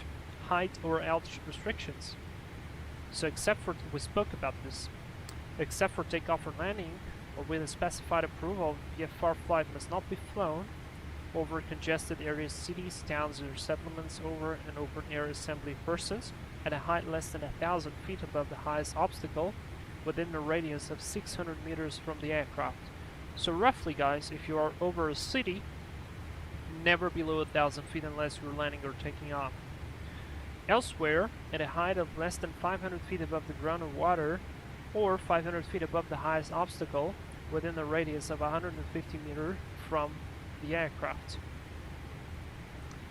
In the cruise above 3,000 feet, or a higher datum is specified by the competent authority, you must fly a level appropriate to your track. And this is where the those standard cruising levels enter, based on the track that you're flying. Alright, I think we're gonna keep this one for later.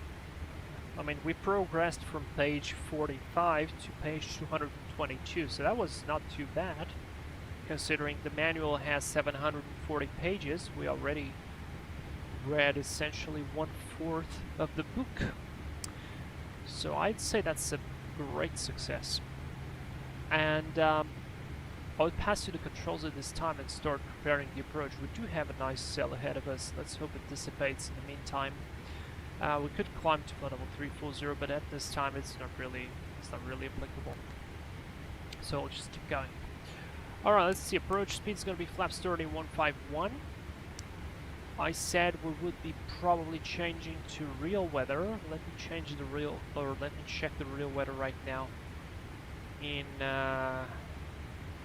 Now, you know what? Let's just continue onward. Let's continue with this. We are set with this weather. I'm enjoying it. Let's continue. All right. So I've already programmed all the approach, which is good. The only thing that's missing on my side right now is set the minimus, and the minimus for us is going to be 250. Borrow. I'd love to reset it. I thought it would be resetting it to 250, but apparently, or to 200, but apparently not. Alright. There's 250. Click the spot to synchronize it, that's good. Let me go progress page.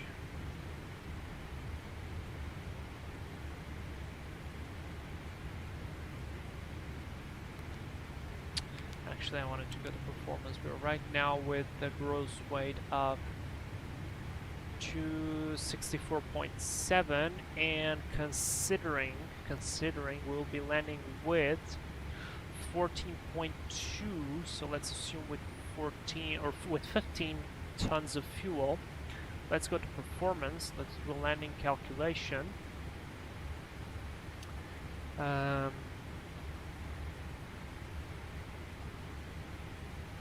We'll be doing both reverses, runway 22, flaps 30 condition. We'll do good because it can be wet, anti-ice off.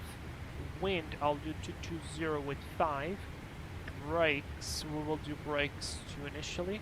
Outside air temp is going to be something like 24, QNH 1011. And landing weight, because our zero fuel weight is 247, we're expecting to land with 15.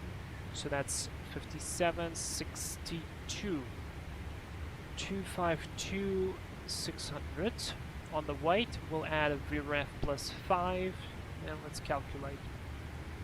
So landing distance is 2,777 meters. This, we have to be able to land within 60% of the runway available, or within 60% of the landing distance available. Now this performance calculator does not give us that exact margin, or is that a factored landing distance already? That's the question. That's the question, because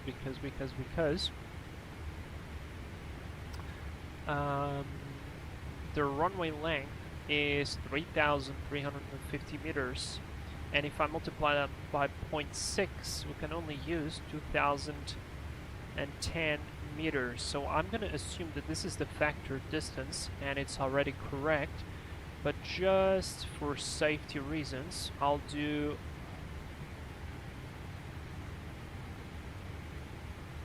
what the hell? Auto brake 2 gives a smaller landing. Am I seeing this right? You guys see this?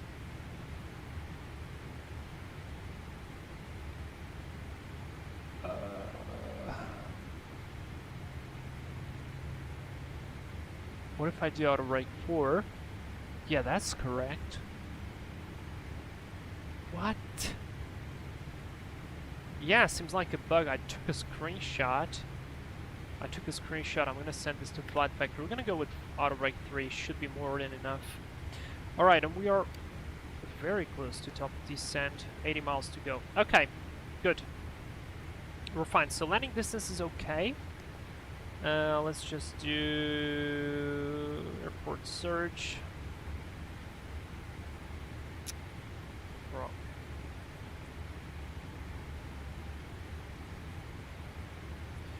Yeah, that's it. That is it. And we have to do our arrival briefing. Let's do managed speed. FMC message discontinuity LNAV. Where? Oh, from Dudal. Yeah, we are indeed. Vivid. Okay, wait. Clear, erase, execute.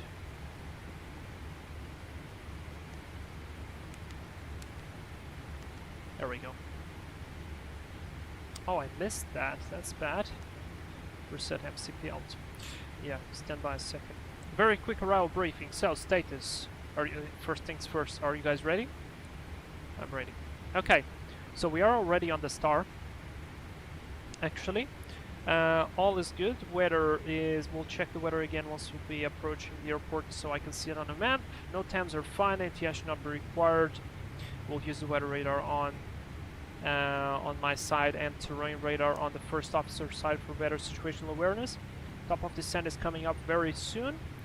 We already kind of briefed the star. It's the Dudal 1 Alpha, page 10-2 Bravo. ILS Zulu running 22, page 11-3, minimums 250. Missed approach, we climb straight ahead to 2000, track direct to whatever, and then go. Alright, let me just reduce the MCP altitude because we're already starting down. Radio navs, they are pre-selected. Alternate fuel, diversion fuel was 12.1 or 12.2, something like that. We should be arriving with almost 14.5, so that's more than enough. We'll be landing with flaps 30, auto brake 3, reverse normal. Vacate by the left, possibly into Delta. Worst case scenario, vacate at the end of the runway at Echo. Taxi towards the apron, any apron there. No special considerations, no abnormals. We're good to go. That's the brief complete. Any questions? That's it. Nah, it's fine. It's fine. We haven't started descent though. Idle VNAV speed. I guess that's because I passed the. I'm gonna add a little bit of speed brakes, help the airplane descend. All right, VNAV. Let's grab it. Okay, we have a couple of altitude restrictions, and Parking stands, conditions, apron echo. Yeah, we'll go towards apron echo, stand echo, 39 or something like that. It's going to be large parking position. Couple altitude restrictions above 11,000, Bravo India 4542, above 7,000, Bravo India 413, and then Nukma between 5,000 3,000, Kupog max 230, above 2,500. Seems good. If So thrust Boeing? is lost on both engines. Nope. I want the normal menu. Normal. Descent checklist, please. Recall. Check. Checked. Checked. Notes. None. Checked. Auto brake. 3. Set. Landing data. We've got VRF 151. 530. Set. Approach briefing. Completed. Completed. Checklist complete. Checklist complete. If thrust is lost on both engines. Dude, how can I get out of here? Approach checklist. Before landing checklist. Crap. Landing gear. Approach checklist. Altimeters. If thrust is Nah. lost on both engines. I don't know how to get out of here. Checklist If reset. thrust is lost on both engines.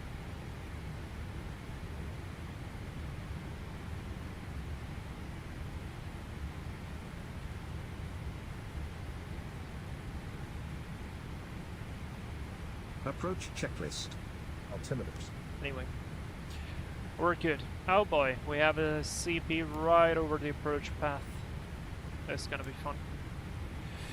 Okay, so let's see. Nukma. Nukma is the largest restriction for us, so fix Nukma. I want to be there at, let's say, 4,000 feet for sure. 4,000 feet, we are 26. 26 minus 4, 22. 22 times 3, 66 plus 15. 70, 81, 81. We are how far from it? We are 70 miles out. Holy cow, we are high. Let's get down. We have to get down.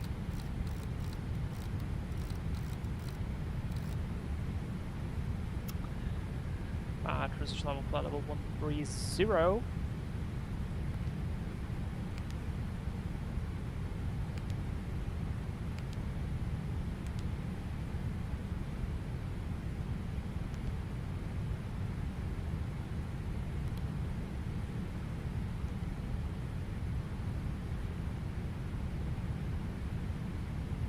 Okay, so far so good. Yeah, that is a lot of...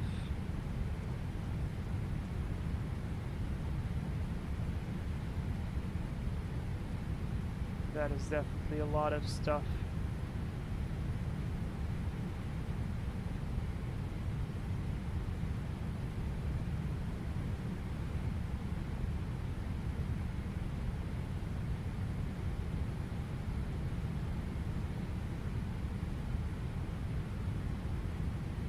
Cool, because with, you know what I feel like with the latest graphic or visual editions of the weather, I feel like you really at night have to tune down the screens, otherwise they become too bright. Cedric, is this real time? Yes, it is real time, just not real weather. Real weather is working, but since it wasn't working when we departed, I decided to continue because we might get some slightly more spicy weather.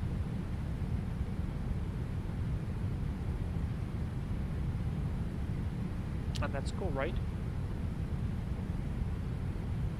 Yeah, that jet stream, that actually helped us really. I mean, we're descending, we were 2 hours and 20 minutes out. The flight should be 3 hours. There's no way this is going to take us 40 minutes to do, which is good. I don't see any ATC as well, so we can just go for it. Oh wait, we disconnected. What? Oh, we disconnected. I'll probably have to resubmit the flight plan then. When did we disconnect? Yeah, we're gonna definitely have to refile this again. Done. We're back. no controllers. Let's see. There are a bunch of airplanes here. That's cool. Right, catching up with the profile, we're 2,500 feet above. We're now 1,940 decreasing. That's good. Let's get the seatbelt signs 2 on. No cabin crew start of descent. Synchronized flyer, put your seatbelt sign on.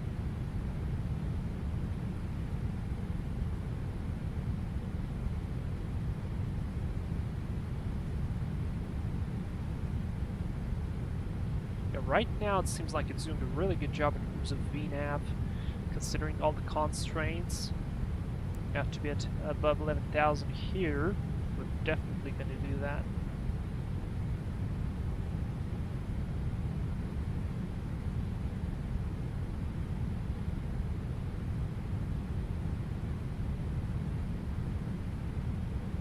Bumpy.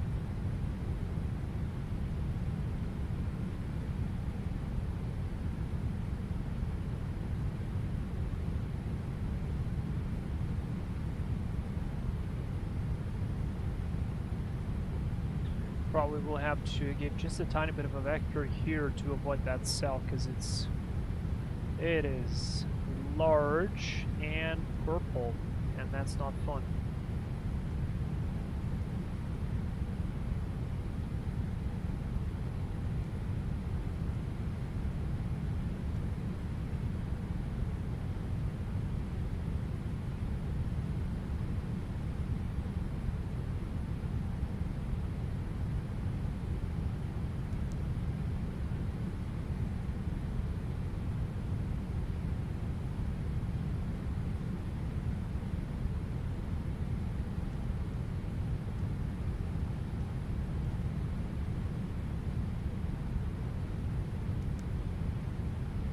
Alright, there's transition altitude, 1011, 1011 cross-checked.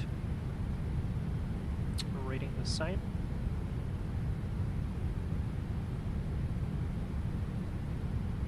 Yeah, would you look at that? We're passing above 11,000. And the airplane is starting to slow down. Lovely. Like it very much.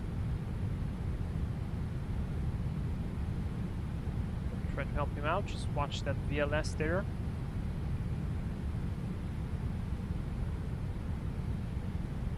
Gonna have to decrease the speed brakes to put some flaps in.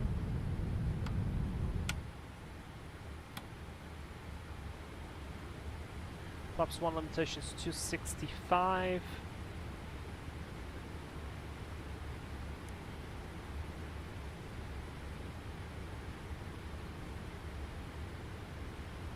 Okay, seems slightly better. Let's go, speed is check, flaps 1.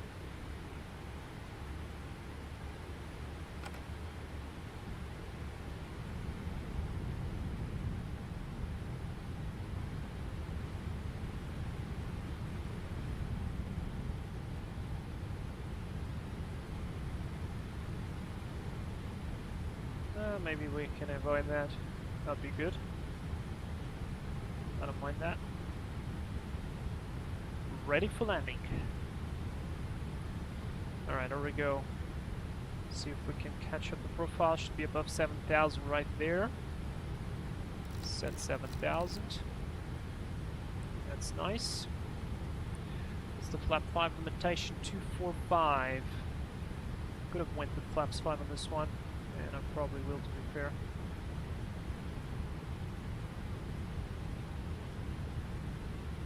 We're catching up the profile. Maybe I'll continue.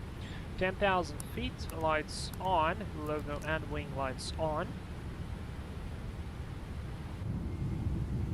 I know this is a cargo airplane, but I do have some wing views, because would you just look at this engine? It's marvelous.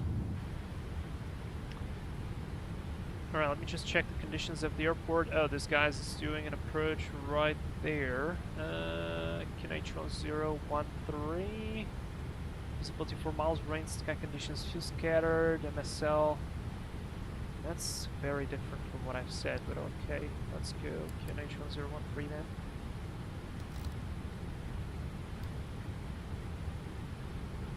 That's set. What was the wind? 205, okay. The wind is fine.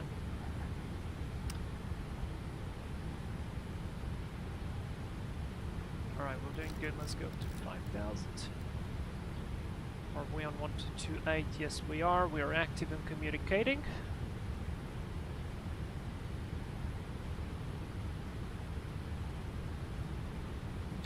And can also do the approach checklist because we're below 10,000 with the QNH. If thrust is lost on both engines, Jesus Christ, how can I exit this? Approach checklist, please. altimeters. Set. Checklist complete. Good.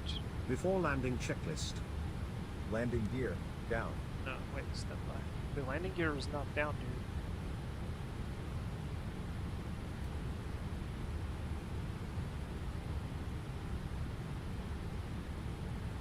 Right, almost on profile. That sets correctly. Let's go for 3,000.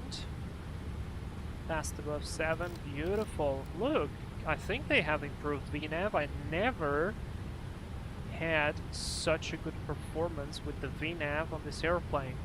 There's a traffic, and I believe there's another one. Oh yeah, there are like 1, 2, 3. Let me guess, this one is gonna go there as well.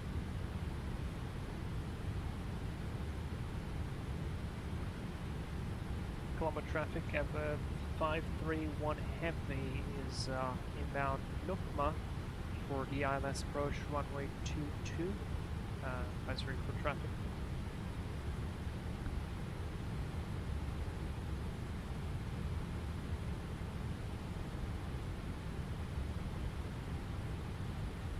Yeah, they're not communicating.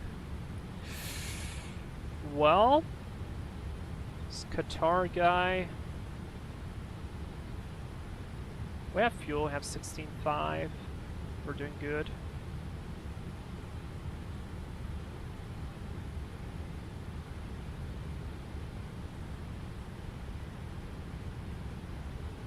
Let's go flaps 5.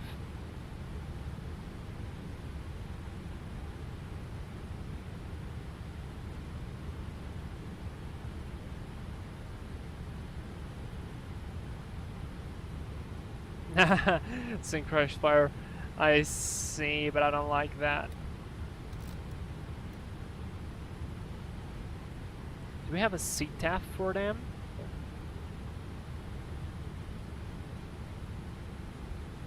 Maybe there is a CTAF. No, there is no CTAF.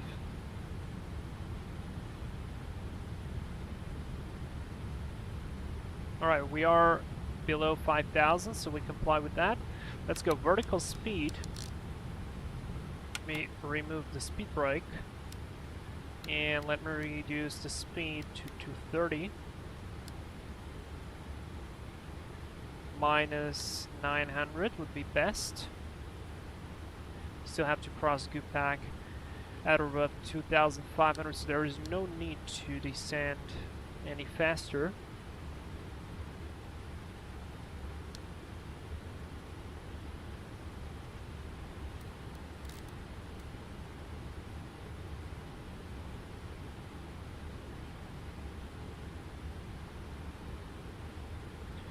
We are 230 knots maximum. Let's decel it further. Colombo traffic, EVA 531 Heavy, 10 miles from the ILS intercept running 22. Colombo traffic.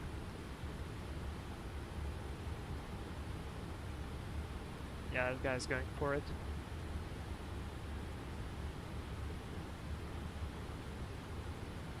Traffic into Colombo, state your intentions. Alright, you know what? Those guys are playing the dirty game. We'll do it like this. Heading select.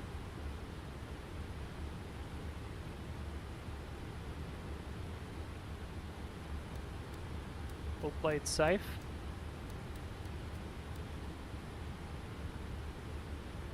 And to be fair, how do we call a supervisor?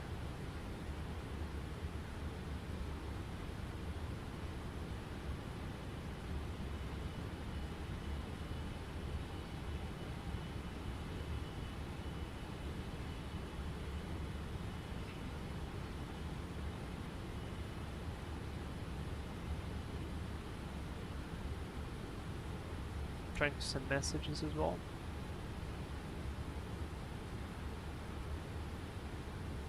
Alright, we're 210, leveling off, altitude is good, terrain is fine, we have some terrain on the eastern side.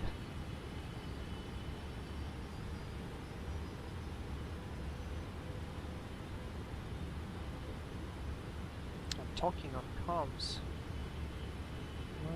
Is it not working? Audio. Microphone. Is all correct?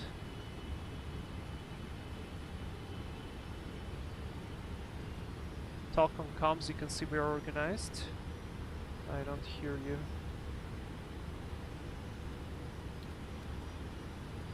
I have VHF left, all is good. Yeah? The devices are correct. All aircraft follow stars. Well, what a clown show.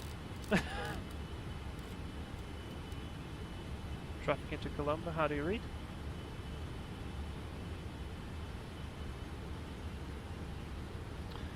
Alright, let's descend 1600. Let's slow down to 200. And 90. And let's fly direct to Kadir. Execute LNAV. Vertical speed. Actually, we could have kept the altitude, but I'm just gonna go like minus 400. It's very slow. Colombo traffic. EVA 531 heavy inbound Kadir, 5 miles out for ILS runway 22.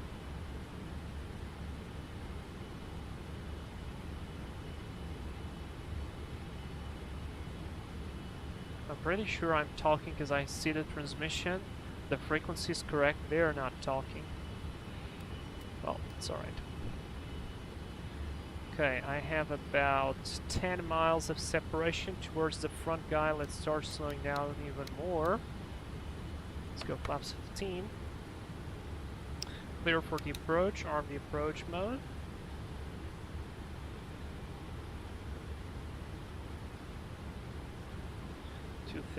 Geared out. Brakes armed, lights are on. Let's keep accelerating further. I mean, we're 11 miles out, we just sent it too early. That was unnecessary. This guy is just ignoring.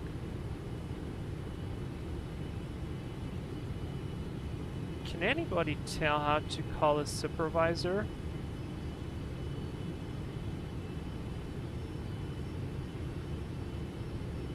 Wall off.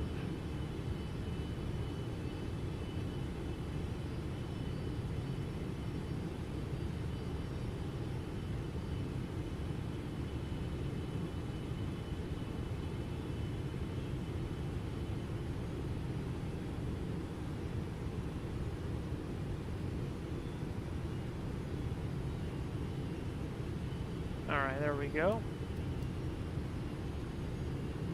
Colombo traffic, EVA 531 have established on the island, on the localizer, runway 22 is 8.6 miles out. Colombo traffic. Missed approach altitude is going to be 2000. Set, already captured altitude.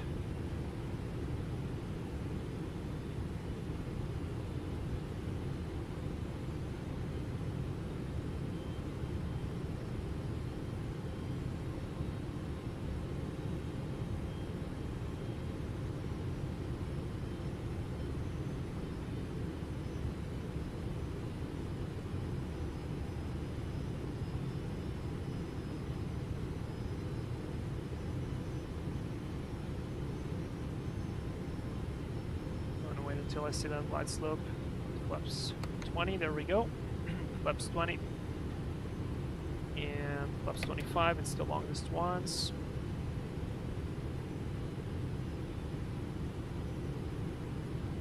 I see the runway lights inside.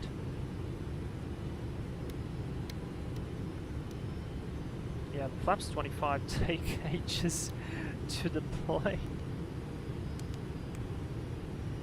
Alright, 150. 55 is going to be approach speed. Let's go flaps full. Number traffic. There we go. Alpha Tango established on the localizer 8 miles out EME. Over. Or 4 miles in. Alright, landing checklist, please. If thrust is lost on both engines, Before landing checklist, please. landing gear, down. Down. Checklist complete. Alright. Colombo traffic, EVA 531 heavies, 3 miles, final running 22. Alright, let's hand fly a little bit. We're stabilized. Ah, now I have a message.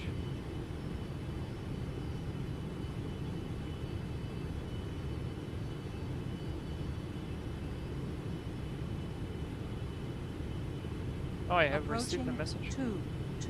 from the, okay. Mr. Jonas, just about to land. I will get back to you. Alright, 500. let's enjoy. Auto thrust off. Speed is good, we're stabilized, let's get that center line. 400. Wind is straight ahead. Actually got some nice weather. 300. Approaching minimums.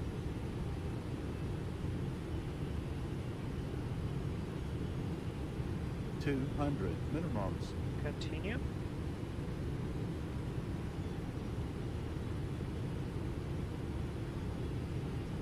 One hundred. Traffic is 30. FedEx 6 Alpha Tango, short final 3 miles EME, runway 22. Yep. Speed brakes up. Reverse is normal.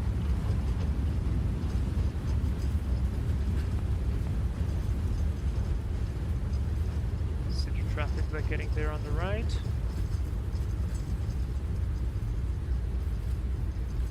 There's 80 knots. Reverse is out, that's the manual braking.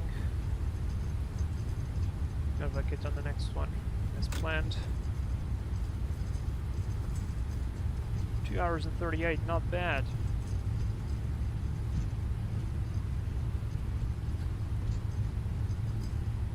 And pop them. No, that's Delta.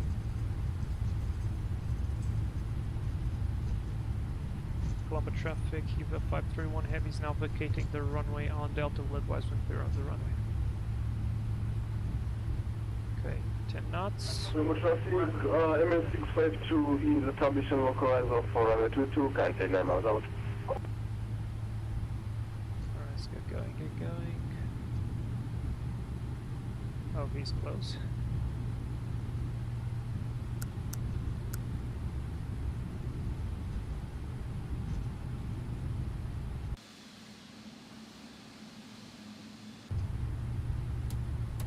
Colombo traffic, EVA 531 heavy, runway 22 vacated.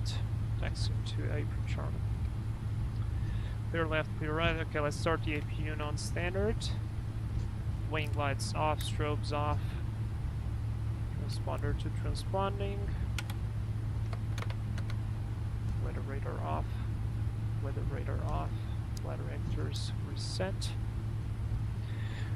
And parking positions. Ah, crap, this is not where I wanted to go. Should have went to the right. Ah, it's okay. Let's park here at stand 25.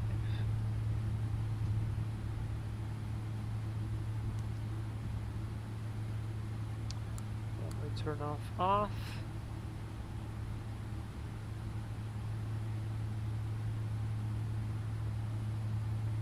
Yeah, I got the marshaller again. I don't know what happened, but on the past 2 flights, I wasn't getting a single marshaller.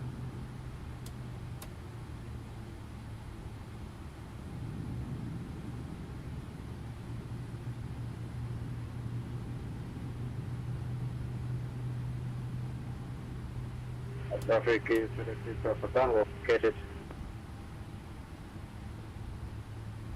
They just don't want to marshal you.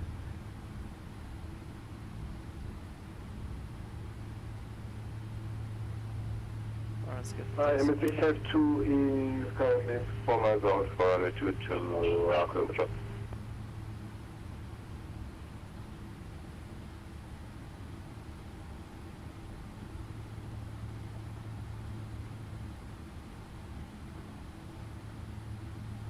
Okay, parking brake is set. APU is nice and running. And it's available. We can switch off the engines. Transponder to standby is 2000 already.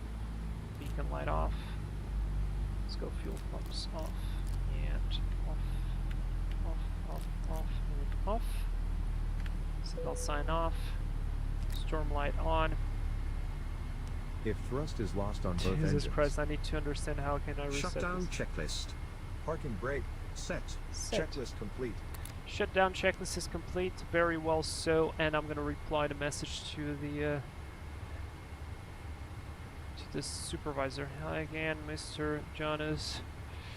Thank you for your help. The situation was that I was arriving at the same time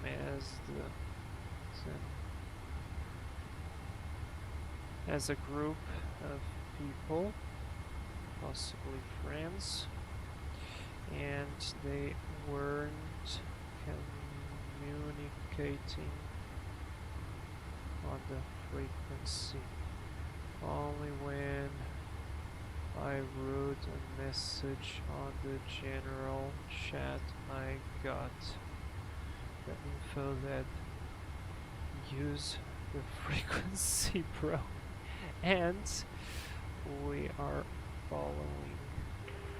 Colombo traffic, number 6, November Mike, establishing the LS to runway 22, Started giving 7 nautical miles out.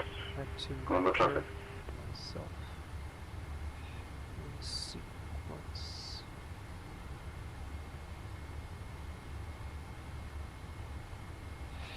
It's just an annoying situation. I respect everyone.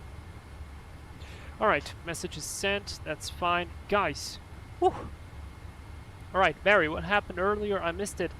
Essentially, there was a bunch of people coming into approach into Colombo, which was actually pretty good, cool. There was like 1, 2, 3, 4 airplanes, I think. And I was trying to coordinate with them whether like I would be arriving exactly in the middle of the arrival sequence. So I needed to understand Hello. who is this going the to captain. delay, a vector, Good day. no vector, etc. Yeah, we need some services. Colombo traffic, number 6, November Mike, 5 miles out. Run services, let's do GPU, chalk, stairs, loader. Ground? We That's need gonna some be equipment connected. What can I call for you? Right ground power. Primary ground power. That's Shocks. Passenger stairs. Main cargo loader. Gladly. And we're gonna have to talk to Syncrash Flyer. 2 doors. Yes, sir. Disarm. Yours to manual. Doors are disarmed. And before opening any doors, let's watch a replay. I'm not sure that the supervisor is gonna tell me anything else. Probably not. So I will discontinue. I'm just gonna write to you if you need anything else, you can contact me via email on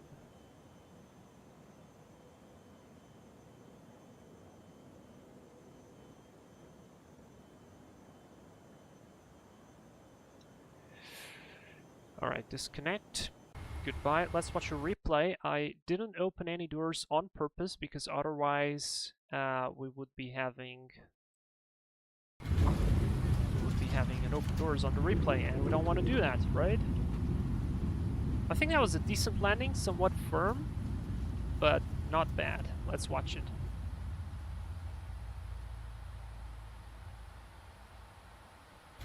Ah, that was fine. A bit firm, okay. I don't understand. I think I need to flare it a little bit more and perhaps delay the power. Let's watch it from the wing view. It's sad that we don't have the engine noises on the replay, but I'll take it. Yeah, weather wasn't too bad. Yeah, seems like it was quite firm from this angle. I'll take it. Boxes don't complain. Alright, so are we connected? We are connected. APU off. And we can open doors. So Syncrash Flyer, please. Doors. Listening? We need that door open. Very well. Very good. Everything is open. Let's get the door page here.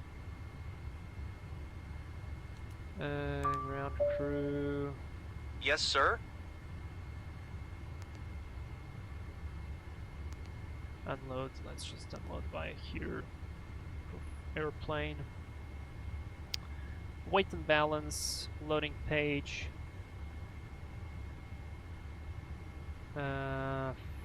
Freight. Unload. Please start the unloading of main deck freight. Starting to unload. We are ready for the luggage to be offloaded. Roger that. Fantastic. All right, guys. That was quick. A lot of stuff happening in the meantime. Yeah. Whew. All right. That was cool. That was cool. That's the first time I probably called a supervisor on somebody, but guys, VATSIM is a nice and valuable thing. We should be respectful to everybody, and just saying bro use the frequency when I was clearly using the frequency is just utterly stupid. Don't do that. I don't mind doing the offset to accommodate you, and that's what I did. But if you don't know how to do the approach apart from flying the stars and just saying that you are organized is not exactly a correct way to deal with things. But yeah. Barry, oh my god, these AI voices. Yeah. Anyway, guys, we will be stopping for here. I hope you enjoyed this flight with the 777 freighter. I don't know why I did that. Let's just stop it like this.